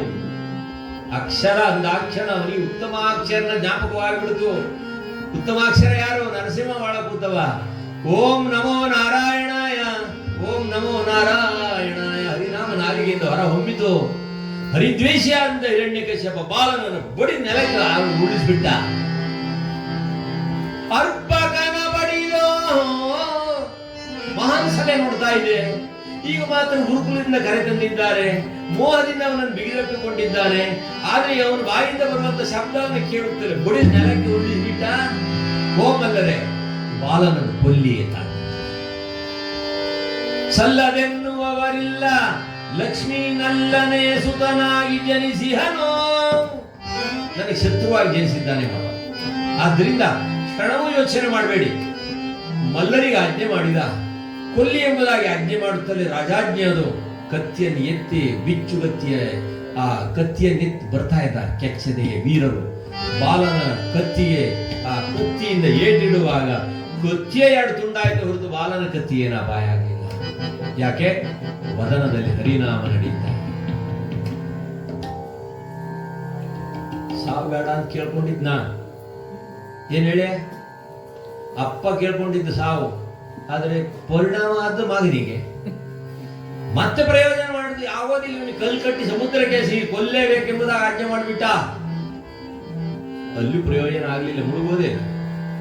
ಹರಿನಾಮ ಪರ್ವತದಿಂದ ಆದ್ರೂ ಒಗೀರಿ ಅಂತ. ಪರ್ವತದಿಂದ ಎಸೆದರೆ ಅಲ್ಲಿ ಭಕ್ತವತ್ಸಲ ಎಂಬ ನಾಮ ಹೊತ್ತಂತ ಭಗವಂತ ತಾನೇ ತನ್ನ ತೋಳ ತೆಕ್ಕೆಯಲ್ಲಿ ಹಿಡಿದು ಪ್ರಹ್ಲಾದನಿಗೆ ರಕ್ಷೆಯನ್ನು ಕೊಟ್ಟ. ಏನು ಪ್ರಯತ್ನ ಮಾಡಿದರೂ ಅನುಕೂಲವಾಗಲಿಲ್ಲ ಪ್ರಹ್ಲಾದನ ಸಾವಿಗೆ. ಘಟಸರ್ಪದಿಂದ ಕಚ್ಚಿಸಿ ಅಂದ. ಅಜನಲ್ಲಿಯೂ ನೀನೆ, ಗಜನಲ್ಲಿಯೂ ನೀನೆ, ದ್ವಿಜನಲ್ಲಿಯೂ ನೀನೆ, ನಿಜವನರಿತವಗೆ ಎಲ್ಲೆಲ್ಲಿಯೂ ನೀನೆ. ಸರ್ವತ್ರ ವ್ಯಾಪಕನಾಗಿದ್ದಾನೆ. ಅಹಮಾತ್ಮ ಗುಡಾಕೇಶ ಸರ್ವಭೂತಾಶಯ ಸ್ಥಿತ. ಪರಮಾತ್ಮ ವಿಭೂತಿ ಓದಲಂತಾನೆ 10ನೇ ಅಧ್ಯಾಯದಲ್ಲಿ ತನ್ನ ಅಸ್ತಿತ್ವವನ್ನು ತೋರ್ತಾನೆ. ಹಾಗೆ ನಾನಾಪರಿ ಪ್ರಯತ್ನ ಮಾಡಿದ. ಮದವೇರಿದ ಆನೆಯಿಂದ ತುಳಸಿ ಅಂದ. ಆ ಆನೆ ಪ್ರಹ್ಲಾದನನ್ನ ಕಂಡು ವಂದಿಸಿ ಹಿಂದಕ್ಕೆ ಸರಿಯಿತು. ಯಾಕೆ? ಪ್ರಹ್ಲಾದಶ್ಚಾಸ್ಮಿ ದೈತ್ಯಾನಾಂ. ದೈತ್ಯರಲ್ಲಿ ಪ್ರಹ್ಲಾದನು ನಾನೇ ಅಂದಿದ್ದಾನೆ ಭಗವಂತ ವಿಭೂತಿ ಯೋಗದಲ್ಲಿ. ಆ ಮದವೇರಿದ ಆನೆ ಅರಿವಾಯಿತು, ಇದು ಪರಮಾತ್ಮನ ಅಸ್ತಿತ್ವ ಇದೆ ಎಂಬುದಾಗಿ. ಹಾಗಾಗಿ ನಮಸ್ಕಾರ ಮಾಡಿ ಹಿಂದಕ್ಕೆ ಸರಿಯಿತು. ಏನ್ ಮಾಡಿದ್ರು ಪ್ರಯೋಜನ ಆಗ್ಲಿಲ್ಲ. ಇನ್ನೇನ್ ಮಾಡೋದು? ಎಣ್ಣೆ ಕೊಪ್ಪರಿಗೆ ತಯಾರು ಮಾಡಿ, ಕುದಿಯುವ ಎಣ್ಣೆ ಕೊಪ್ಪರಿಗೆ ಬಾಲನ ಹಾಕೊಡೋದು. ಶೀತಲವಾಯಿತು ಕಾಯ. ಪರಮಾತ್ಮನ ನಾವು ಸ್ಮರಣೆ ಮಾಡುವ ಬಾಲನಿಗೆ ರಕ್ಷೆ ಆಯ್ತು ಅಲ್ವೇ? ಅದು ಸಾವು ಉಂಟಾಗ್ಲಿಲ್ಲ. ಬಾಲನಿಗೆ ಕುದಿಯೋ ಕೊಪ್ಪರಿಗೆಲ್ಲ ಹಾಕಿದರೆ ಬಾಲನಿಗಾದ್ದೇನು? ಶೀತಲವಾಯಿತು ಕಾಯ, ಕಾಯ ಶೀತಲವಾಯಿತು ಕಾಯ.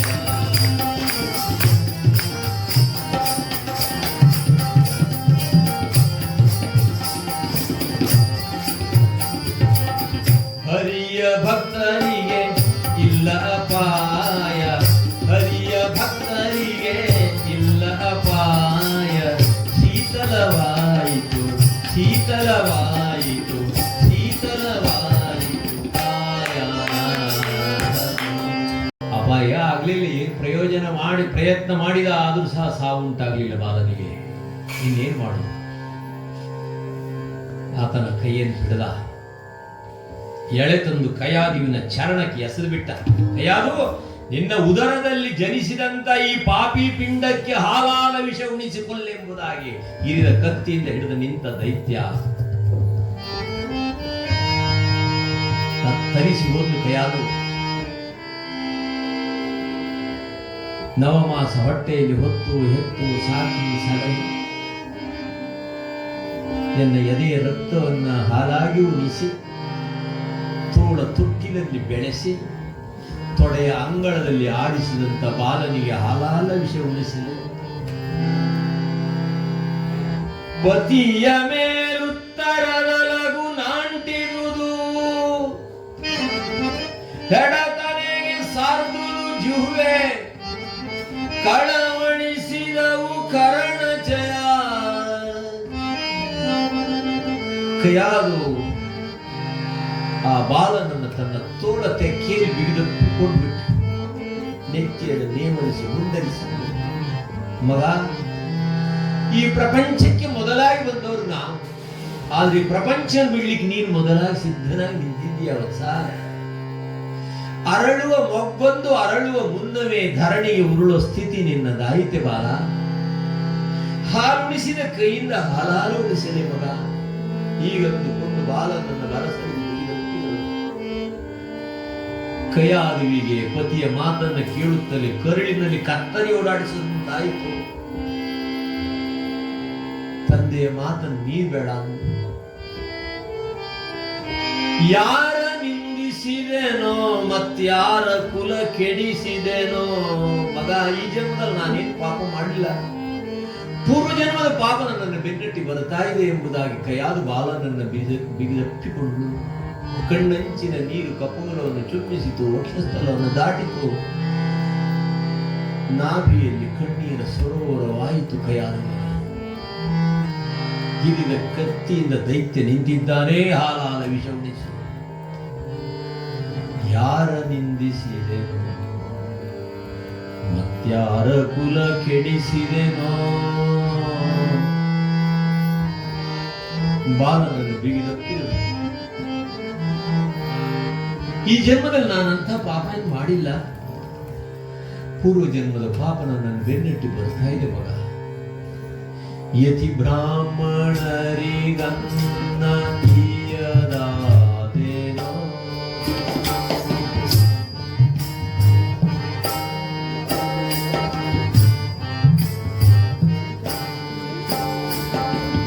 ಗತಿ ಕಾಣದ ಸುಂತ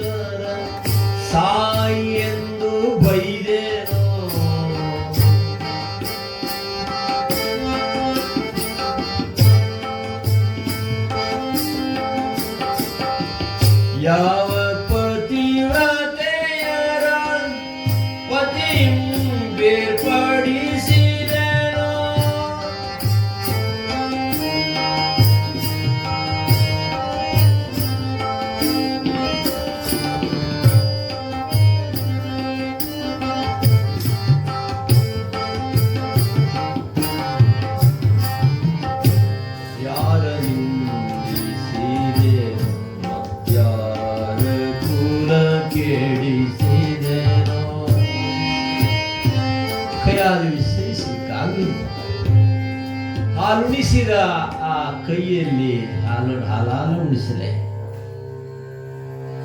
ತೋಳ ತೆಕ್ಕೆಯಲ್ಲಿ ಬಿಗಿದಪ್ಪಿದಳು ಪ್ರಹ್ಲಾದನನ್ನ, ಮಗ ತಂದೆಯ ಮಾತನ್ನು ಮೀರಬೇಡ. ಕೈಯಾದು ವಿಷಪಾತ್ರೆಯನ್ನು ಕೈಯಲ್ಲಿ ಹಿಡಿದಿದ್ದಾಳೆ.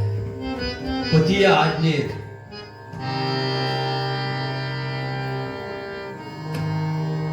ಅಮ್ಮ, ಹಿಂದೆ ಯಾರ್ಯಾರು ನನಗೆ ತಂದೆಯಾಗಿದ್ದಾರೆ, ತಂದೆಯ ಮಾತನ್ನು ಮೀರಬೇಡ ಅಂತ ಇದ್ದಾಳೆ. ಹಿಂದೆ ಯಾರ್ಯಾರು ನನಗೆ ತಂದೆಯಾಗಿದ್ದಾರೆ, ಈ ಜನ್ಮಕ್ಕೆ ನೀವು ನನಗೆ ಜನ್ಮ ಕೊಡ್ಲಿಕ್ಕೆ ತಂದೆ ತಾಯಿಂದು, ನೀನು ಪತಿಯ ಮಾತನ್ನ ಮೀರಬೇಡ ಅಂದ ಮಗ. ನೀನು ಸಹ ನಿನ್ನ ಪತಿಯ ಮಾತನ್ನು ಮೀರಬೇಡ, ಕೊಡು ಹಲವಾರು ವಿಷಯವನ್ನ ಎಂಬುದಾಗಿ ಆವ ಜನ್ಮದ ತಂದೆ, ಆವ ಜನ್ಮದ ತಾಯಿ, ಹಿಂದೆ ಎಷ್ಟು ಜನ್ಮ ಎತ್ತಿ ಬಂದಿದ್ದೇವೆ. ದಾಸರಂತಾರೆ ನಮ್ಮ ಜನ್ಮ ಎಷ್ಟಿರ್ತದೆ ಅಂತಂದ್ರೆ, ಜನ್ಮವೆತ್ತಿದ ಸಮಯದಲ್ಲಿ ತಾಯಿ ಕೊಟ್ಟಂತ ಸ್ತನಪಾನ ಮಾಡುವಾಗ ಕಟವಾಯಿಯಲ್ಲಿ ಜಾರಿದ ಕ್ಷೀರ ಬಿಂದು ಕ್ಷೀರ ಸಿಂಧು ಆಯಿತು ಕಣ. ಒಟ್ಟು ಜನ್ಮ ನಾವೆತ್ತಿದ್ದೀವಿ. ಭವದಲ್ಲಿ ಬೆಂದು ಬೆಂದು ಭವಸಾಗರದಲ್ಲಿ ಬೆಂದಂತಹ ಸ್ಥಿತಿಯಲ್ಲಿ ನನ್ನ ಕಣ್ಣಂಚಿ ಉರುಳಿದಂತ ನೀರು ಕಣ್ಣೀರು ಲವಣ ಸಾಗರವಾಯಿತು. ಕಣ್ಣೀರು ಉಪ್ಪಲ್ಲ. ಒಟ್ಟು ಜನ್ಮ ಹಿಂದೆ ನಾವು ಎತ್ತಿದ್ದೀವಿ ಅಂತ ದಾಸ. ಆವ ಜನ್ಮದ ತಂದೆ, ಆವ ಜನ್ಮದ ತಾಯಿ, ಈ ಜನ್ಮಕ್ಕೆ ಕಾರಣೀಭೂತರು ನೀವು ಈಗೊಂದು ಅನ್ನುವಂತಹ ಸಮಯ. ಹಾಲಾದ ವಿಷಪಾತ್ರೆ ಕೈಯಲ್ಲಿ ಹಿಡಿದಿದ್ದಾಳೆ. ಈ ಹಾಲಾದ ವಿಷವನ್ನ ಉಂಡು ಎಂದು ಕಣ್ಮುಂದೆ ಬಾಲ ನೆಲದಲ್ಲಿ ಬಿದ್ದು ವಿಲಿ ವಿಲಿ ಒದ್ದಾಡೋದು ನಾನು ಈ ಕಣ್ಣಿನ ನೋಡ್ಬಾರ್ದು. ಈಗಂದುಕೊಂಡು ವಿಷಪಾತ್ರೆ ಕೈಯಲ್ಲಿ ಹಿಡಿದಂತ ಕೈಯಾರು ಕಣ್ಣು ಮುಚ್ಚಿ ನಿಂತರೆ ಬಾಲ ಪ್ರಹ್ಲಾದ ತುಟಿ ಹಚ್ಚಿದ. ವಿಷಪ್ರಾಶನ ಮಾಡುತ್ತಿರುವಂತ ಮೈಯೆಲ್ಲ ನೀಲವರ್ಣವಾಗ್ಬಿಡ್ತು. ಅಮ್ಮ, ನನಗೂ ನನ್ನ ನೀಲಮೇಘ ಶ್ಯಾಮನಿಗೂ ಸವರ್ಣವಾಯಿತು, ಬಣ್ಣದಲ್ಲಿ ಸಾಮೀಪ್ಯವಾಯಿತು. ಸಾವರ್ಣ, ಸಾರೂಪ್ಯ, ಸಾಲೋಕ್ಯ, ಸಾಯುಜ್ಯ, 4 ಚತುರ್ವಿಧ ಮುಕ್ತಿಯನ್ನ ಶಾಸ್ತ್ರ ವರ್ಣನೆ ಮಾಡ್ತದೆ. ಈಗ ನನಗೆ ಬಣ್ಣದಲ್ಲಿ ಶ್ಯಾಮವರ್ಣ, ಅವನು ಶ್ಯಾಮವರ್ಣ, ನನ್ನ ಒಡೆಯ, ನಾನು ಶ್ಯಾಮವರ್ಣ. ಹಾಗಾಗಿ ಬಣ್ಣದಲ್ಲಿ ನನ್ನ ಸಾಮೀಪ್ಯ ತೆಗೆದುಕೊಂಡಿದ್ದಾನೆ ಎಂಬ ಬಾಲ ನನ್ನ ಕಂಡು ಅಚ್ಚರಿ ಪಡ್ತಾಳೆ. ಬಾಲಕ ಸತ್ತನೇ ಇಲ್ಲ. ವಿಷಪ್ರಾಶನ ಮಾಡುತ್ತಿರುವಂತೆ ವಿಷದ ವಿಷಮತೆಯನ್ನೇ ಭಗವಂತ ಹೀರಿಬಿಟ್ಟಿದ್ದಾನೆ. ಅಮೃತ ಸಮಾನ ನಿನ್ನ ನಾಮ ನಾರಾಯಣ, ಅಮೃತ ಸಮಾನ ನಿನ್ನ ನಾಮ ನಾರಾಯಣ, ಅಮೃತ ಸಮಾನ ನಿನ್ನ ನಾಮ ನಾರಾಯಣ. ವಿಷಮ ಕರ್ಮಕ್ಕೆ ಶ್ರೀ ಹರಿಯೇ ಕಾರಣ, ವಿಷಮ ಕರ್ಮಕ್ಕೆ ಶ್ರೀ ಹರಿಯೇ ಕಾರಣ. ಕುಸುಮನಾಭನಿಗೆ ಜಗಕ್ಕೆಲ್ಲರ ಕ್ಷಣ, ಅಮೃತ ಸಮಾನ ನಿನ್ನ ನಾಮ ನಾರಾಯಣ, ಅಮೃತ ಸಮಾನ ನಿನ್ನ ನಾಮ ನಾರಾಯಣ. ನಾಮ ನಾರಾಯಣ, ನಾಮ ನಾರಾಯಣ, ನಾಮ ನಾರಾಯಣ, ನಾಮ ನಾರಾಯಣ, ನಾಮ ನಾರಾಯಣ, ನಾಮ ನಾರಾಯಣ, ನಾಮ ನಾರಾಯಣ, ನಾಮ ನಾರಾಯಣ, ನಾಮ ನಾರಾಯಣ. ವಿಷಮ ಧರ್ಮಕ್ಕೆ ಶ್ರೀ ಹರಿಯೇ ಕಾರಣ, ವಿಷಮ ಧರ್ಮಕ್ಕೆ ಶ್ರೀ ಹರಿಯೇ ಕಾರಣ. ಕುಸುಮನಾಭನಿಗೆ ಜಗಕ್ಕೆಲ್ಲರ ಕ್ಷಣ. ನಾಮ ನಾರಾಯಣ, ನಾಮ ನಾರಾಯಣ, ನಾಮ ನಾರಾಯಣ, ನಾಮ ನಾರಾಯಣ, ನಾಮ ನಾರಾಯಣ, ನಾಮ ನಾರಾಯಣ. ಅಮೃತ ಸಮಾನ, ಅಮೃತ ಸಮಾನ, ಅಮೃತ ಸಮಾನ ನಾಮ ನಾರಾಯಣ. ಲಕ್ಷ್ಮೀ ರಮಣ ಗೋವಿಂದ ಗೋವಿಂದ. ಮಾಡಿದರೆ ಬಾಲ ಸತ್ತನೆ ಇಲ್ವೇ? ವಿಷಮತೆಯನ್ನು ಭಗವಂತ ಏನ್ ಬಿಟ್ಟ? ಅಚ್ಚರಿಯಿಂದ ನೋಡ್ತಾ ಇದ್ದಾನೆ. ಸಾವು ಬೇಡ ಕೇಳ್ಕೊಂಡಿದ್ದು ನಾನು, ಪರಿಣಾಮ ಆದ ಮಗನಿಗೆ. ಇದು ವಿಜ್ಞಾನ ಇದನ್ನೇ ಹೇಳ್ತದೆ. ನಾವೇನಾದ್ರೂ ಡಾಕ್ಟರ್ ಹತ್ರ BP ಶುಗರ್ ಟೆಸ್ಟ್ ಮಾಡ್ಲಿಕ್ಕೆ ಹೋದ್ರೆ ಡಾಕ್ಟರ್ ಕೇಳ್ತಾರೆ, ಅಪ್ಪನಿಗಿತ್ತೇನೋ BP, ಅಮ್ಮನಿಗಿತ್ತೇನೋ ಶುಗರು. ಇದು ಪಿತ್ರಾರ್ಜಿತ ಆಸ್ತಿ. ಅಪ್ಪ ಕೇಳ್ಕೊಂಡಿದ್ದಾನೆ ಸಾವು ಬೇಡ ಅಂತ, ಅದು ಪರಿಣಾಮ ಆದ ಮಗನಿಗೆ. ಮತ್ತೆ ವಿಜ್ಞಾನ ಒಪ್ಪಲೇಬೇಕಲ್ವೇ? ಅಲ್ವೇ? ಇದು ನಿಯಮ. ಸಾವು ಬೇಡ ಅಂತ ಕೇಳ್ಕೊಂಡಿದ್ದು ಹಿರಣ್ಯಕಶ್ಯಪ. ಆದ್ರೆ ಏನ್ ಪ್ರಯತ್ನ ಮಾಡಿದ್ರು ಸಾವೇ ಇಲ್ಲ ಇವನಿಗೆ. ಆ ನಿಮಿತ್ತವಾಗಿ ನಿನ್ನಲ್ಲಿ ಯಾವುದೋ ಸಾಯದೆ ಇರೋ ಮಂತ್ರ ಇದೆ, ನನಗೂ ಹೇಳ್ಕೊಡುವ. ಸಾಯದೆ ಇರುವ ಮಂತ್ರ ಇದೆ, ನಿಮ್ಗೆ ಈಗ ಹೇಳೋ ಕಡೆ ಹೇಳು. ಈಗ ಬೇಕಾದ್ರೆ ಈಗಲೇ ಹೇಳ್ಬಿಡ್ತೇವೆ. ಇಲ್ಲ ಮುಗಿದ ಮೇಲೆ ಹೇಳ್ರಿ. ಇಲ್ಲ ಮತ್ತೆ ನಮಗೆ ಈಗ ಕತೆ ಮುಗಿಯಲ್ಲವರಿಗೆ ಆದ್ರೂ ಉಳಿಸ್ತೀವಿ.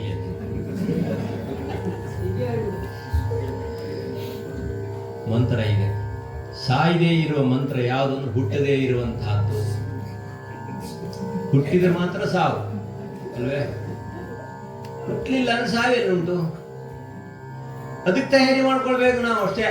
ಹುಟ್ಟದೇ ಇರುವಂತಹ ವ್ಯವಸ್ಥೆ ನಾವು ತಯಾರು ಮಾಡ್ಕೊಳ್ಬೇಕು. ಅಂದ್ರೆ ಮೋಹ ಕ್ಷಯ ಆಗ್ಬೇಕು, ಮೋಕ್ಷ ಬೇಕು ನಮಗೆ. ಪ್ರಹ್ಲಾದಂದ ಅಂಥ ಮಂತ್ರ ನಾನೇನು ತಿಳಿದಿಲ್ಲ. ಭಾಗವತೋರ್ಣನೆ ಮಾಡ್ತದೆ. ನ ಮಂತ್ರಾಧಿಕೃತ ತಾತ ನ ಚ ನೈಸರ್ಗಿಕೋ ಮಮ ಪ್ರಭಾವೇಶ ಸರ್ವತ್ರ ಯಸ್ಯ ಯಸ್ಯಾಚ್ಯುತೋ ರತಿ. ಅಪ್ಪ, ಅಂಥ ಮಂತ್ರ ನಾನೇನು ತಿಳಿದಿಲ್ಲ. ಭಗವಂತನ ನಾರಾಯಣನ ನಾಮದ ಹೊರತು ಇನ್ಯಾವ ಮಂತ್ರನೂ ನಾನು ತಿಳಿದಿಲ್ಲ ಅಂದ. ನಾರಾಯಣ ಎಂಬ ಶಬ್ದ ಮತ್ತೆ ಅವನ ನಾಲಿಗೆಗೆ ಬಂದಾಕ್ಷಣ ಹರಿದ್ವೇಷಿಯಾದ ಹಿರಣ್ಯಕಶ್ಯಪನ ಮಗನನ್ನು ಅಂದ ಭಾಗ್ಯ. ಎಲ್ಲಿದ್ದಾನೆ ನಿನ್ನ ಹರಿ? ತೋರ ನಿನ್ನ ಹರಿಯನ್ನ. ಎಲ್ಲಿದ್ದಾನೆ? ಅಪ್ಪ, ಎಲ್ಲಾ ಕಡೆ ಇದ್ದಾನೆ. ಅವನಿಲ್ಲದ ಸ್ಥಳವೇ ಇಲ್ಲ. ಅಲ್ಲಿಹನು ಇಲ್ಲಿಲ್ಲವೆಂಬಿ ಸೊಲ್ಲು ಸಲ್ಲದೋ ಒಳ ಹೊರಗೆ ನೀನಲ್ಲದಿಲ್ಲನ್ಯಂತ್ರ ನೆಂಬುದ ಕೆಲರು ಬಲ್ಲರು ಎಲ್ಲರೂ ಅರಿಯವೋ. ಕನಕದಾಸ ಹರಿಭಕ್ತಿ ಸಾಗಲ್ ಅಂತಾರೆ, ಭಗವಂತನ ಅಸ್ತಿತ್ವ ಎಲ್ಲೆಲ್ಲಿದೆ ಅಂತ. ಸರ್ವತ್ರ ವ್ಯಾಪಕನಾಗಿದ್ದಾನೆ ಅಂತ ದಾಸರಂತಾರೆ. ಎಲ್ಲಿದ್ದಾನೆ? ಎಳ್ಳ ಕೊನೆ ಮುಳ್ಳ ಮನೆ. ಯಕ್ಷಗಾನ ದಾಟಿ ಎಳ್ಳ ಕೊನೆ ಮುಳ್ಳ ಮನೆ ಪೊಳ್ಳು ಬಿಡದೆ ಒಳಗೆ ಹೊರಗೆ ಎಲ್ಲ ಚಾವಿನಲ್ಲಿ ಲಕ್ಷ್ಮೀ ಬಂದಿದ್ದಾನೆ, ಗೌರಿ ಬಂದಿದ್ದಾನೆ.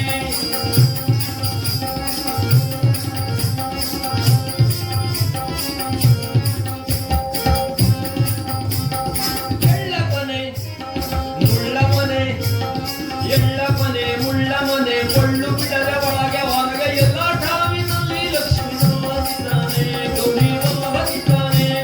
ನಿನ್ನ ಚಿಂತೆ ಬಿಡಿಸ ಗೌರಿ ಕಾಂತನಿದ್ದಾನೆ, ಶ್ರೀಕಾಂತನಿದ್ದಾನೆ, ಗೌರಿ ವಲ್ಲಭನಿದ್ದಾನೆ.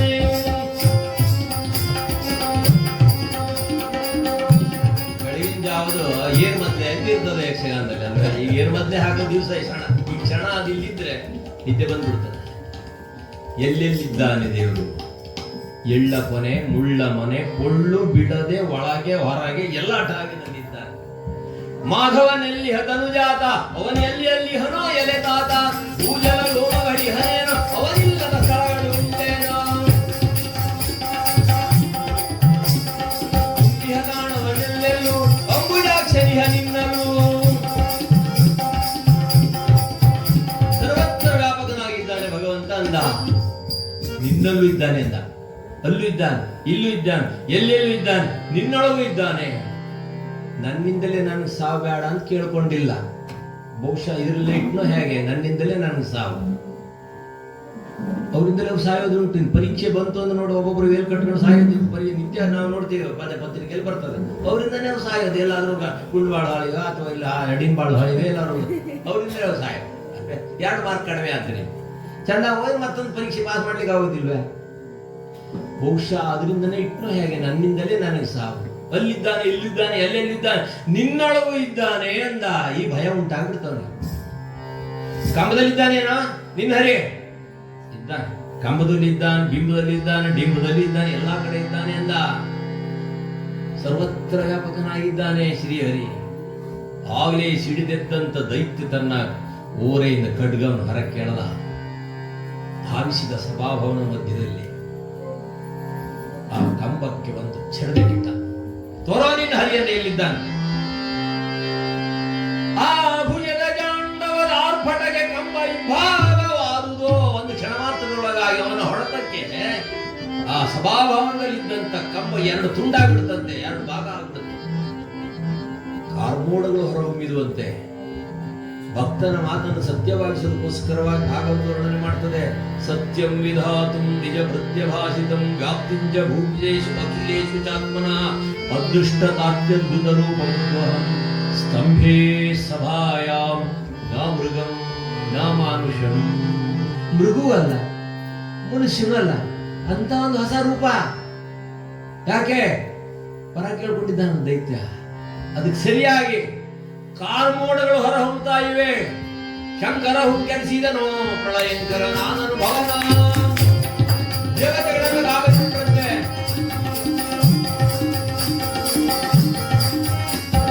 ಕಡಲು ಕಿದುಗಳ ಜೀವನ ಹೊತ್ತಾರೆ. ಶಿಥಿಲವಾಯಿತು ಬ್ರಹ್ಮಾಂಡದ ಬೆಸುಗೆ. ಶ್ರೀನರವೆಲ್ಲ ಹರಿಯಿತು ತಂತಿ ಉಡಮೇಲಾದು ಪರ್ವತ ಕುಂತಿ ಗಮನದ ಬಿರಿಯ ಶೇಷಗಳ ಮುರಿಯ ಸಗದಗಿರುವ ಕಾಲಾಂತಿ ಹೋಗುತ್ತಿದೆ. ಖಂಡ ಖಂಡದೊಳ ಖಂಡದೊಲಿವರೆ ಮಂಡೆ ಬಾಗಿ ಬಾಲದಂತೆ ಸುತ್ತಿದೆ. ನರಸಿಂಹಂಕರಿಸಿದನು ಪ್ರಳಯಂಕರನಾದ ಭವನ.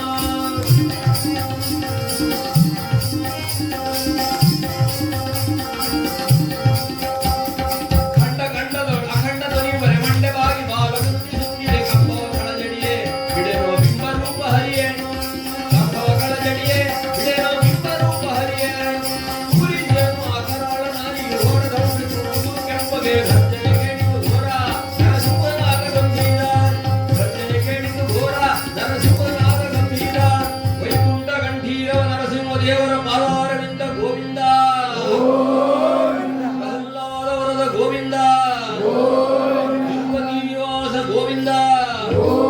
ಆಂಜನೇಯವರದ ಗೋವಿಂದ. ಅಷ್ಟು ಹೇಳಿದ ಸಮಾಧಾನ ಆಗ್ತದೆ ಗೋವಿಂದಿಗೆ ಇಲ್ವೇ? ಹೊರ ಬರಬೇಕಾದ್ರೆ ಏನಾಯ್ತು? ಅಲ್ಲೋಲ ಕಲ್ಲೋಲ ಉಂಟಾಗ್ಬಿಡ್ತು. ಥರ ಥರ ಗುಟ್ಟಿದ್ದು ಧರಣಿ ಮಂಡಲ. ದಿಮ್ ಗುಟ್ಟಿದ್ದು ದಿಗ್ಗಜ ಸಂಕುಲ. ಘನಘನ ನಡೆಯಿತು ಪರ್ವತ ಮೂಲ. ಅಲೆ ಅಲೆ ಸಾಗರದಲ್ಲೇ ಕೋಲಾಹಲ.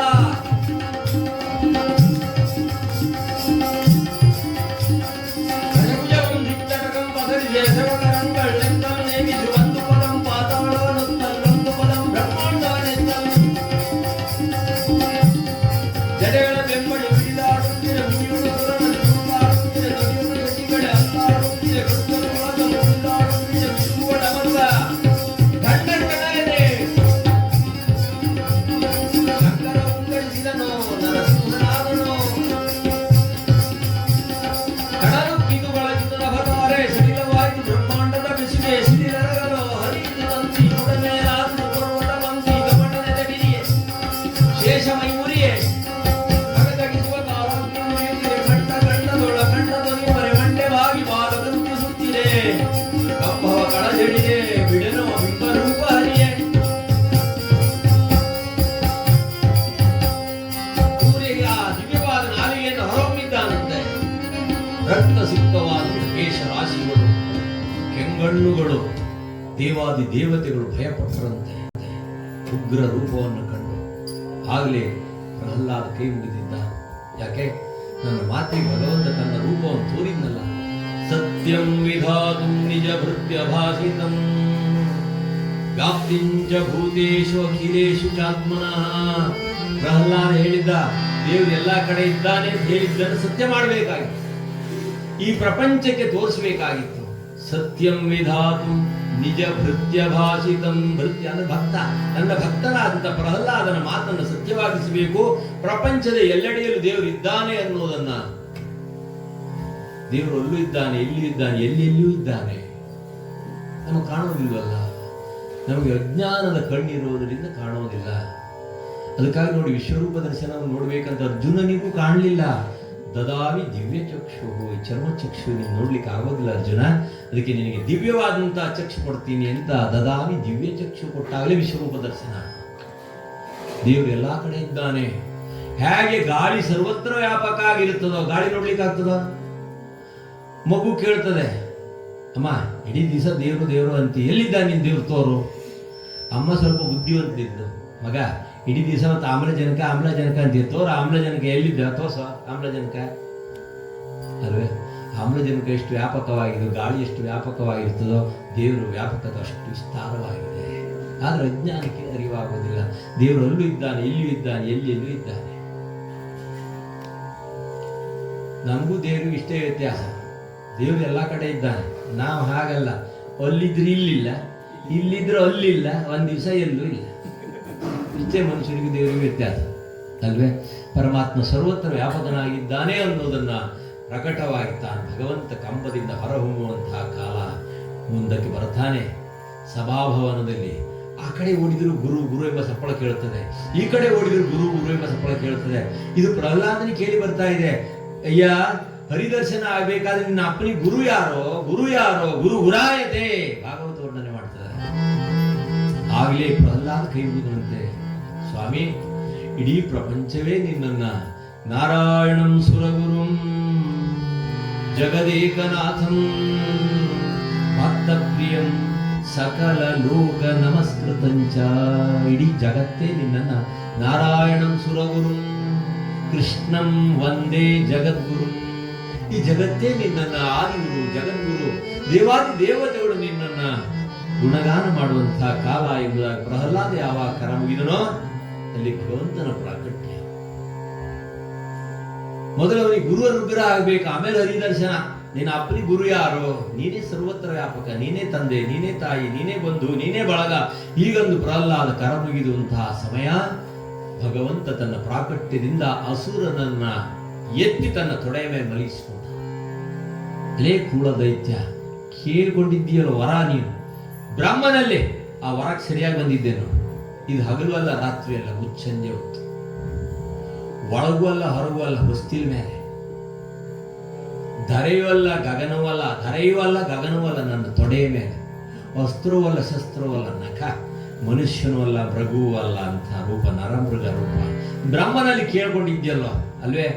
ಹಾಗಾಗಿ ಇರುಳು ಒಳ ಹೊರಗೆ ಗಗನದಲ್ಲಿ ಸುರನರೋರುಗರ ಕೈಯಲ್ಲಿ ಮರಣ ಬಾರದ ವರ, ಆ ವರಕ್ಕೆ ಸರಿಯಾಗಿ ಬಂದಿದ್ದೇನೆ.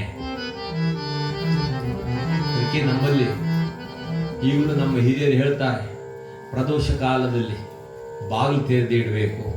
ಪ್ರದೋಷ ಕಾಲದಲ್ಲಿ ವಾಸ್ತು ಪುರುಷ ನಮಸ್ತೇಸ್ತು ಭೂಷಯ್ಯ ನಿರತ ಪ್ರಭೋ ಮದ್ಗ್ರಹೇ ಧನಧಾನ್ಯಾದಿ ಸಮೃದ್ಧಿಂ ಕುರು ಸರ್ವದಾ, ಹೀಗೊಂದು ಪ್ರಾರ್ಥನೆಯನ್ನು ಮಾಡಿ ವಾಸ್ತು ಪುರುಷನಿಗೆ ಬೆಳಕ ನೀಡಬೇಕು. ದೀಪ ಬೆಳಗಿಸೋದು ಪ್ರದೋಷ ಕಾಲದಲ್ಲಿ, ಅಶ್ವತ್ಥ ಕಟ್ಟೆಗೆ ತುಳಸಿ ಕಟ್ಟೆಗೂ ದೀಪ ಬೆಳಗಿಸುವ ಕೈಂಕರ್ಯ ನಮ್ಮಲ್ಲಿ ಇಟ್ಕೊಂಡಿದ್ದಾರೆ ಈಗಲೂ ಹಿರಿಯರು. ಲಕ್ಷ್ಮೀ ಸಂಚಾರ ಇರ್ತದೆ, ನರಸಿಂಹದೇವರ ಸಂಚಾರ ಇರೋದೇ ಪ್ರದೋಷ ಕಾಲ. ಲಕ್ಷ್ಮೀ ನರಸಿಂಹದೇವರ ಅನುಗ್ರಹ ಸಿಗೋದೇ ಪ್ರದೋಷ ಕಾಲ. ನಾವೊಮ್ಮೆ ಒಂದು ತಿಂಗಳ ಹರಿಕತೆ ನಡೆಯಿತು ಶಿರ್ಸಿಯಲ್ಲಿ, ರಾಯರಪೇಟೆ ಅಂತಿದೆ ವೆಂಕಟರಮಣ ದೇವಸ್ಥಾನದಲ್ಲಿ. ಅಲ್ಲಿ ಪ್ರದೋಷ ಕಾಲದಲ್ಲಿ ಬಾಗಿಲು ತೆರೆದು ದೀಪ ಹಚ್ಚಬೇಕು ಅಂತ ಹೇಳಿದ್ವಿ. ದಾಸರಿ ಪ್ರದೋಷ ಕಾಲದಲ್ಲಿ ಅದೇ ಸಮಯದಲ್ಲಿ ಸೊಳ್ಳೆ ಎಲ್ಲ ಒಳ ಬಂದು ಏನ್ ಮಾಡೋದು ಕೇಳಿದ್ರು. ಇಲ್ಲಿ ಬರ್ತದೋ ಗೊತ್ತಿಲ್ಲ, ಇಲ್ಲಿ ಬರ್ತದ ಸೊಳ್ಳೆ ಇಲ್ಲ, ಇಲ್ಲಿ ಬರ್ಲಿಲ್ಲ, ಮನೆಯಲ್ಲಿ ಸೊಳ್ಳೆ ಬಾಗಿಲು ಹಾಕೊಳ್ಬೇಕಷ್ಟೇ ಪರದೆ. ಶುಭಂ ಕರೋತಿ ಕಲ್ಯಾಣಂ ಆರೋಗ್ಯಂ ಧನ ಸಂಪದಂ ಶತ್ರು ಬುದ್ಧಿ ವಿನಾಶಾಯ ಸಂಧ್ಯಾ ಜ್ಯೋತಿ ನಮೋಸ್ತುತೆ. ಅದಕ್ಕೆ ನಮ್ಮಲ್ಲಿ ಲಕ್ಷ್ಮೀದೇವರು ನಾರಾಯಣನ ಪ್ರವೇಶ ಆಗೋದೇ ಪ್ರದೋಷ ಕಾಲ.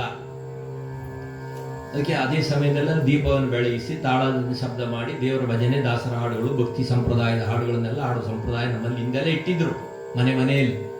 ಈಗ ಅದೇ ಸಮಯದಲ್ಲಿ ಯಾರ್ಯಾರು ಬರ್ತಾರೆ, ರಾಮಾಚಾರಿ, ರಾಧಾಕೃಷ್ಣ ಯಾರು ಬರ್ತಾರೆ ಗೊತ್ತಿಲ್ಲ, ನಮ್ಗೆ ಗೊತ್ತಿಲ್ಲ, ಊರಲ್ಲಿ ತಿರುವಾಗ ನಮಗೆ ಗೊತ್ತದ. ಅವ್ರು ಬಂದು ಬಾಗಿಲು ತಟ್ಟೋದ್ರಿಂದ ದೀಪ ಹಚ್ಚಲಿಕ್ಕೆ ಗುರ್ಸೋತಿಲ್ಲ. ಈಗ ಇನ್ನು ಮಧ್ಯದಲ್ಲಿ ಸ್ವಲ್ಪ ಅಡ್ವರ್ಟೈಸ್ ಕೊಡ್ತಾರೆ, ನಿಮ್ಮ ಕಾಲ್ಗೇಟಿಗೆ ಉಪ್ಪುಂಟೆ, ಇಲ್ಲಿ ಅಡುಗೆ ಮನೆಯಿಂದ ಹಾಕೊಂಡ್ ಬನ್ನಿ ಅಂತ ಕಳಿಸ್ತಾರೆ, ಮನೆಗೆ ಕಳಿಸ್ತಾರೆ. ಆ ಸಮಯದಲ್ಲಿ ಪೊರಕೆ ಹಿಡ್ಕೊಂಡ್ ಬಂದ್ಬಿಟ್ರೆ ಇವರು ಪುರುಷೋತ್ ಸಿಗೋದೇ ಆಗ ಭಾಗ್ಯಲಕ್ಷ್ಮಿ ಹಿಂದಕ್ಕೆ, ದರಿದ್ರ ಲಕ್ಷ್ಮಿ ಮುಂದಕ್ಕೆ. ಮತ್ತೆ ಅಲ್ಲಿ ಆಂಟಿ ನಿಮ್ಮ ಮನೆಯಲ್ಲಿ ಶುಂಠಿ ಉಂಟೆ ಕೇಳ್ತಾ ಮತ್ತೊಬ್ಬಳು ಬರ್ತಾ ಇದ್ದಾಳೆ. ಎಂತ ದುರಂತ ಅಲ್ವೇ? ಒಳ್ಳೊಳ್ಳೆ ಚಿಂತನೆಗಳೆಲ್ಲ ನಮ್ಮಿಂದ ಸಾಕಷ್ಟು ದೂರ ಹೋಗ್ತಾ ಇವೆ.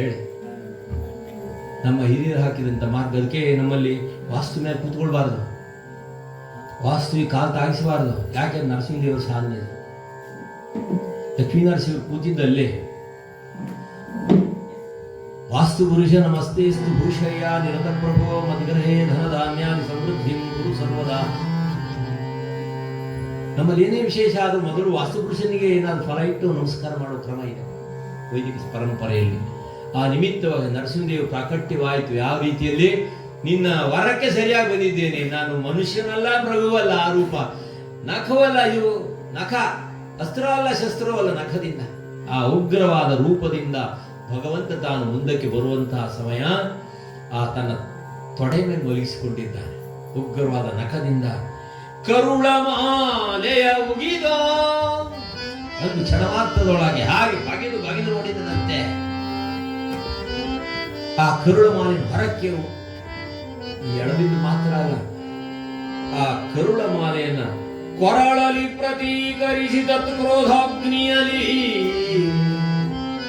ತೊಟ್ಟಿಕ್ಕುವ ಬಿಂದುಗಳು, ರಕ್ತದ ಬಿಂದುಗಳು ಕೇಶ ರಾಶಿಯಿಂದ ಉರುಳುತ್ತಾ ಇವೆ. ರಕ್ತಸಿಕ್ತವಾದ ನಖಗಳು, ಕೆಂಗಣ್ಣುಗಳು. ಈ ಸ್ಥಿತಿಯಲ್ಲಿ ಸಹ ಆ ತೊಗಲು ಗೊಂಬೆ ಅಂತಿರುವಂತಹ ಅವನ ಕಾಯವನ್ನು, ವಿಷದಂತಹ ಕಾಯವನ್ನು ಎಸೆದು ಬಿಟ್ಟ. ಅದೇ ರಕ್ತಸಿಕ್ತವಾದ ಕೈಯಿಂದ ಪ್ರಹ್ಲಾದನ್ನು ಹಿಡೀಲಿಕ್ಕೆ ಹೋದ. ಆಗ ದೇವತೆಗಳೆಲ್ಲ ಭಯ ಪಡ್ತಾರೆ. ಪ್ರಹ್ಲಾದನಿಗೆ ಏನಾದರೂ ಅಪಾಯ ಉಂಟಾದ್ರೆ ಆಗಲೇ ಲಕ್ಷ್ಮಿಯನ್ನು ಪ್ರಾರ್ಥನೆ ಮಾಡಿದರಂತೆ. ಲಕ್ಷ್ಮೀ ವಕ್ಷಸು ಕುಂಕುಮಾಂಕಿತ ಪದಂ ಲಕ್ಷ್ಮೀ ವಿಲಾಸಾಸ್ಪದಂ ಲಕ್ಷ್ಮೀ ಬಾಹುಲತಾಶ್ರಯ ಭುಜಯುಧಂ ಲಕ್ಷ್ಮ್ಯಾ ಸದಾ ಲಿಂಗಿತಂ ಲಕ್ಷ್ಮೀ ಚಿತ್ತ ಚಕೋರ ಪೂರ್ಣ ಉಡುಪ ಲಕ್ಷ್ಮೀಶ ಪಾಹಿ ಮಾಂ. ಸಮಸ್ತ ಬ್ರಹ್ಮಾದಿ ದೇವತೆಗಳೆಲ್ಲ ಲೋಕಮಾತೆಯನ್ನ ಲಕ್ಷ್ಮಮ್ಮ ಅವರನ್ನು ಮುಂದೆ ಮಾಡಿದರು. ಇಲ್ಲಿ ನಮ್ಮ ಗೃಹಸ್ಥರಿಗೊಂದು ಆದರ್ಶ ಸಂದೇಶ ಸಿಗ್ತದೆ. ನಮ್ಮಲ್ಲಿ ಯಾವಾಗ ಗಂಡಸಿ ಬಹಳ ಸಿಟ್ಟು, ಕೇಳೋದ್ದೆ ಮಾತ್ರ ಎಲ್ಲಿದ್ರೆ ಯಾರು ಕೇಳ್ತಾರೆ ಅವ್ರ ಸಿಟ್ಟ. ನಮ್ಮನ್ನು ಕಟ್ಕೊಂಡು ಬಂದು ನಿಮ್ ಸಿಟ್ಟು ಕೇಳಲಿಕ್ಕೆ. ಸಪ್ತಪದಿ ತುಳಿಯುವಾಗ ಸಖಾ ಸಪ್ತಪದಿ ಭವ, ನಾನು ನಿಮ್ ಗೆಳೆಯನಾಗಿ ಬಂದಿದ್ದೇನೆ, ನಿಮ್ ಸಿಟ್ಟು ಕೇಳಲಿಕ್ಕೆಲ್ಲ ಬಂದಿದ್ದಲ್ಲ. ಶಾಸ್ತ್ರ ಹೇಳ್ತದೆ ಗಂಡಸಿ ಸಿಟ್ಟು ತಣಿಸ್ಲಿಕ್ಕೆ ಏನ್ ಮಾಡ್ಬೇಕಂದ್ರೆ ಇಲ್ಲಿ ಬ್ರಹ್ಮಾದಿ ದೇವತೆಗಳು ಪ್ರಾರ್ಥನೆ ಮಾಡಿದ ಲಕ್ಷ್ಮಮ್ಮನವ್ರು ಮುಂದೆ ಮಾಡಿಬಿಟ್ರೆ ಆಯ್ತು, ತಣ್ಣಗಾಗ್ತದೆ. ಇದು ನಮ್ಗೆ ಸಂಸಾರ ಗ್ರಾಸ್ತ್ರ ಹೇಳಿಕೊಟ್ಟ ಪಾಠ. ಯಜಮಾನಿ ಬಾಳ ಸಿಟ್ಟು ಬಂದ್ರೆ ಅಮ್ಮವ್ರ ಮುಂದೆ ಮಾಡಿದ್ರೆ ಆಯ್ತು. ಶ್ರೀಮತ್ ಪಯೋನಿಧಿ ನಿಕೇತನ ಚಕ್ರಪಾಣೆ ಭೋಗೀಂದ್ರ ಭೋಗಮಣಿ ರಂಜಿತ ಪುಣ್ಯಮೂರ್ತೆ ಯೋಗೀಶ ಶಾಶ್ವತ ಶರಣ್ಯ ಭವಾಬ್ಧಿಪೋತ ಲಕ್ಷ್ಮೀ ನರಸಿಂಹ ಮಮ ದೇಹಿ ಕರಾವಲಂಬಂ. ಆಚಾರ್ಯರು ಪ್ರಾರ್ಥನೆ ಮಾಡ್ತಾರೆ. ವಾಮ ಭಾಗದಲ್ಲಿ ಲಕ್ಷ್ಮಿಯನ್ನು ಕುಳ್ಳಿರಿಸಿಕೊಂಡಂತ ಸ್ವಾಮಿಯನ್ನು ಪ್ರಾರ್ಥನೆ ಮಾಡಿದರು. ಅದೇ ಕೈಯಿಂದ ಪ್ರಹ್ಲಾದನ್ನು ಎತ್ತಲಿಕ್ಕೆ ಹೋದಂತಹ ಸಮಯ ದೇವಾದಿ ದೇವತೆಗಳು ನೋಡ್ತಾರೆ. ಆದರೆ ಭಗವಂತ ತಾನು ಭಕ್ತವತ್ಸಲನಲ್ವೇ, ಆಪದ್ಬಾಂಧವ, ಅನಾಥ ರಕ್ಷಕ. ಮರಿಗಳನ್ನು ಹೇಗೆ ಮೃಗಗಳು ತಮ್ಮ ಮರಿಯನ್ನು ಹೇಗೆ ನೆತ್ತಿಯನ್ನು ನೇವರಿಸ್ತಾವ, ಹಾಗೆ ನರಸಿಂಹದೇವರು ತನ್ನ ನಾಲಿಗೆಯಿಂದ ಪ್ರಹ್ಲಾದನನ್ನ ನೆತ್ತಿಯನ್ನು ನೇವರಿಸಿ ತನ್ನ ಬಲಭಾಗದಲ್ಲಿ ಕುಳ್ಳಿರಿಸಿಕೊಂಡ್ರೆ ಅವನಿಗೆ ಭದ್ರ ನರಸಿಂಹ ಅನಿಸಿಕೊಳ್ತಾನೆ. ಪ್ರಹ್ಲಾದ ಬರ್ಲಿಕ್ಕೆ ಸ್ವಲ್ಪ ತಡ ಆಯ್ತು. ಹಾಗಾಗಿ ಅಪ್ಪನಿಂದ ಇಷ್ಟೆಲ್ಲ ಶಿಕ್ಷೆ ಹೊಂದಿದೆ, ಹೇಳೋ ನಿನ್ನ ಅಪ್ಪನಿಗೆ ಏನ್ ಶಿಕ್ಷೆ ಕೊಡ್ಬೇಕು ಹೇಳು, ನೀನು ಹೇಳಿ ಶಿಕ್ಷೆ ಕೊಡ್ತೀನಿ ಅಂದ. ಈಗಿನ ಮಕ್ಕಳು ಒಟ್ಟು ಶಿಕ್ಷೆ ಹೊಂದಿ ದೇವರೇನಾದ್ರೂ ಸಿಕ್ಕು ಮತ್ತೇನಾದ್ರು ಕೇಳಿದ್ರೆ ಏನು ಅಪ್ಪನಿಗೆ ಏನ್ ಶಿಕ್ಷೆ ಕೊಡ್ಬೇಕು ಅಂತ ಕೇಳಿದ್ರೆ ತಕ್ಷಣ 14 ವರ್ಷ ಸ್ಟೇಷನ್ಗೆ ಹಾಕ್ಸೋದು ಬಿಡ್ತಿದ್ರೆ. ಆದ್ರೆ ಪ್ರಹ್ಲಾದ ಏನ್ ಕೇಳ್ಕೊಂಡಾಗುತ್ತೆ, ಕ್ಷಮಿಸೈ ಮತ್ಪಿತನ ನಾರಾಯಣ ಕ್ಷಮಿಸೈ ನಾರಾಯಣ ಕ್ಷಮಿಸೈ ಮತ್ಪಿತನ ನಾರಾಯಣ ಕ್ಷಮಿಸೈ ಮತ್ಪಿತನ ಕ್ಷಮಿಸಿ ಉದ್ಧರಿಸೋ ಇರಿಸೋ ಚರಣದಿ ಕ್ಷಮಿಸಿ ಉದ್ಧರಿಸೋ ಇರಿಸೋ ಚರಣದಿ ಕ್ಷಮಿಸೈ ನಾರಾಯಣ ಕ್ಷಮಿಸೈ ಮತ್ಪಿತನ ನಾರಾಯಣ ಕ್ಷಮಿಸೈ ಮತ್ಪಿತನ ನಾರಾಯಣ ಕ್ಷಮಿಸೈ ಮತ್ಪಿತನ. ಕರ ಜೋಡಿಸಿ ಪ್ರಾರ್ಥಿಪೆನಾಯಿದನ ಕರ ಜೋಡಿಸಿ ಪ್ರಾರ್ಥಿಪೆನಾಯಿದನ ಕ್ಷಮಿಸೈ ಮತ್ಪಿತನ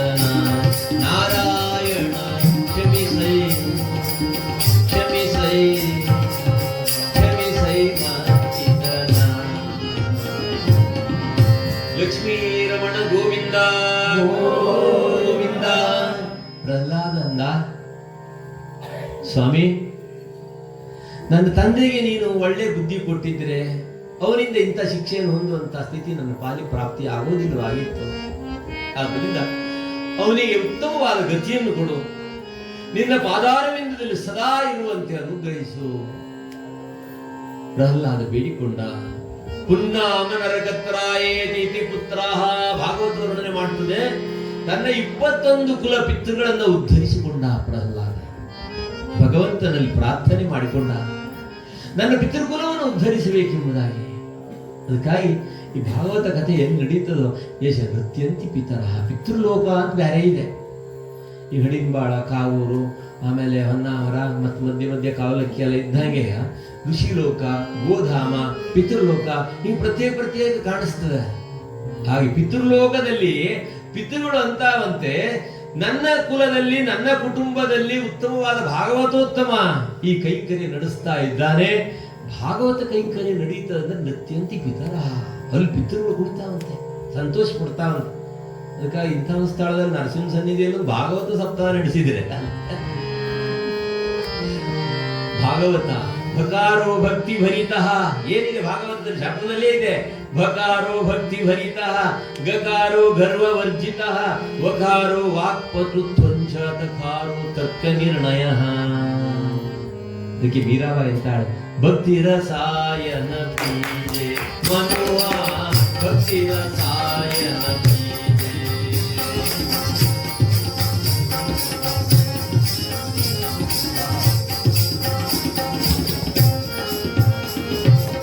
त्यज कुसंग सत्संग बैठनित, त्यज कुसंग सत्संग बैठनित, हरिचर्चा सुन दीजे मनुआ, हरिचर्चा सुन दीजे मनुआ, भक्ति रसायन पीजे मनुआ, भक्ति रसायन, भक्ति रसायन, भक्ति रसायन पीजे.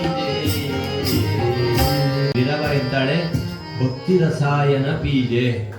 ಮಾಯನ ರಸಾಯನ ಅಲ್ಲ, ಬಾಯಲ್ಲಿ ನೀರು ಬಂತವ್ರಿ. ರಸಾಯನ ಅಂದ್ಕೊಳ್ಳಿ, ಬಾಯಲ್ಲಿ ನೀರು ಬಂತು. ಭಕ್ತಿ ರಸಾಯನ ಅಂತ ಭಾಗವತ ಅಂತ ಸೇವಾ ಕೈಂಕರ್ಯದಲ್ಲಿ ಸಪ್ತಮ ಸ್ಕಂದದಲ್ಲಿ ಒಬ್ಬ ಪ್ರಹ್ಲಾದನಿಗೋಸ್ಕರವಾಗಿ ದಾಸರಂತಾರೆ, ದೃಢ ಭಕ್ತಿ ಶಿಶು, ದೃಢ ಭಕ್ತಿ ಶಿಶು ಕೂಗಿ ನಿನ್ನನು ಕರೆ, ವರಗಂಬದಿಂಬಂದ ಸ್ವಾಮಿ ನರಹರಿಯೇ, ಬಾಗಿಲನು ತೆರೆದು ಸೇವೆಯನ್ನು ಕೊಡೋ ಹರಿಯೇ, ಬಾಗಿಲನು ತೆರೆದು ಸೇವೆಯನ್ನು ಕೊಡೋ ಹರಿಯೇ.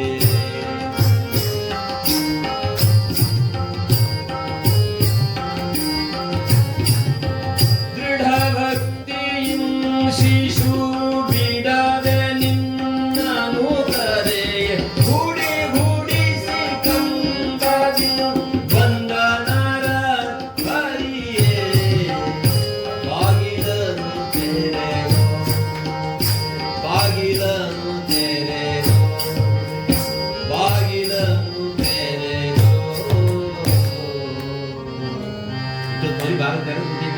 ನನ್ನ ಕಥೆ ಕೇಳಬೇಕು ಅಂತ ನರಸಿಂಹದೇವರು ಅಲ್ವೇ ಅಂತ ಸೇವಾ ಕೈಂಕರ್ಯ ನಮ್ಮ ಪಾಲಿ ಕೊಡು ಎಂಬುದಾಗಿ ಪ್ರಾರ್ಥನೆ ಮಾಡುವಂತ ಭಕ್ತರ ದಿವ್ಯವಾದಂತ ವಾಣಿಯದು.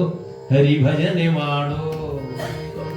ನಿರಂತರ ಪ್ರಹ್ಲಾದ ಭಗವಂತನ ನಾಮವನ್ನು ಸ್ಮರಣೆ ಮಾಡಿ ಮಾಡಿ ಮಾಡಿ ಅವನಿಗೊಬ್ಬರಿಗೋಸ್ಕರವಾಗಿ ಭಗವಂತನ ಅವತಾರ ಕೈಂಕರ್ಯ ನಡೆಯುತ್ತದೆ. ಪ್ರಹ್ಲಾದನನ್ನು ಕೇಳಿದ, ನಿನ್ಗೇನ್ ಕೊಡ್ಲೋ ಸ್ವಾಮಿ?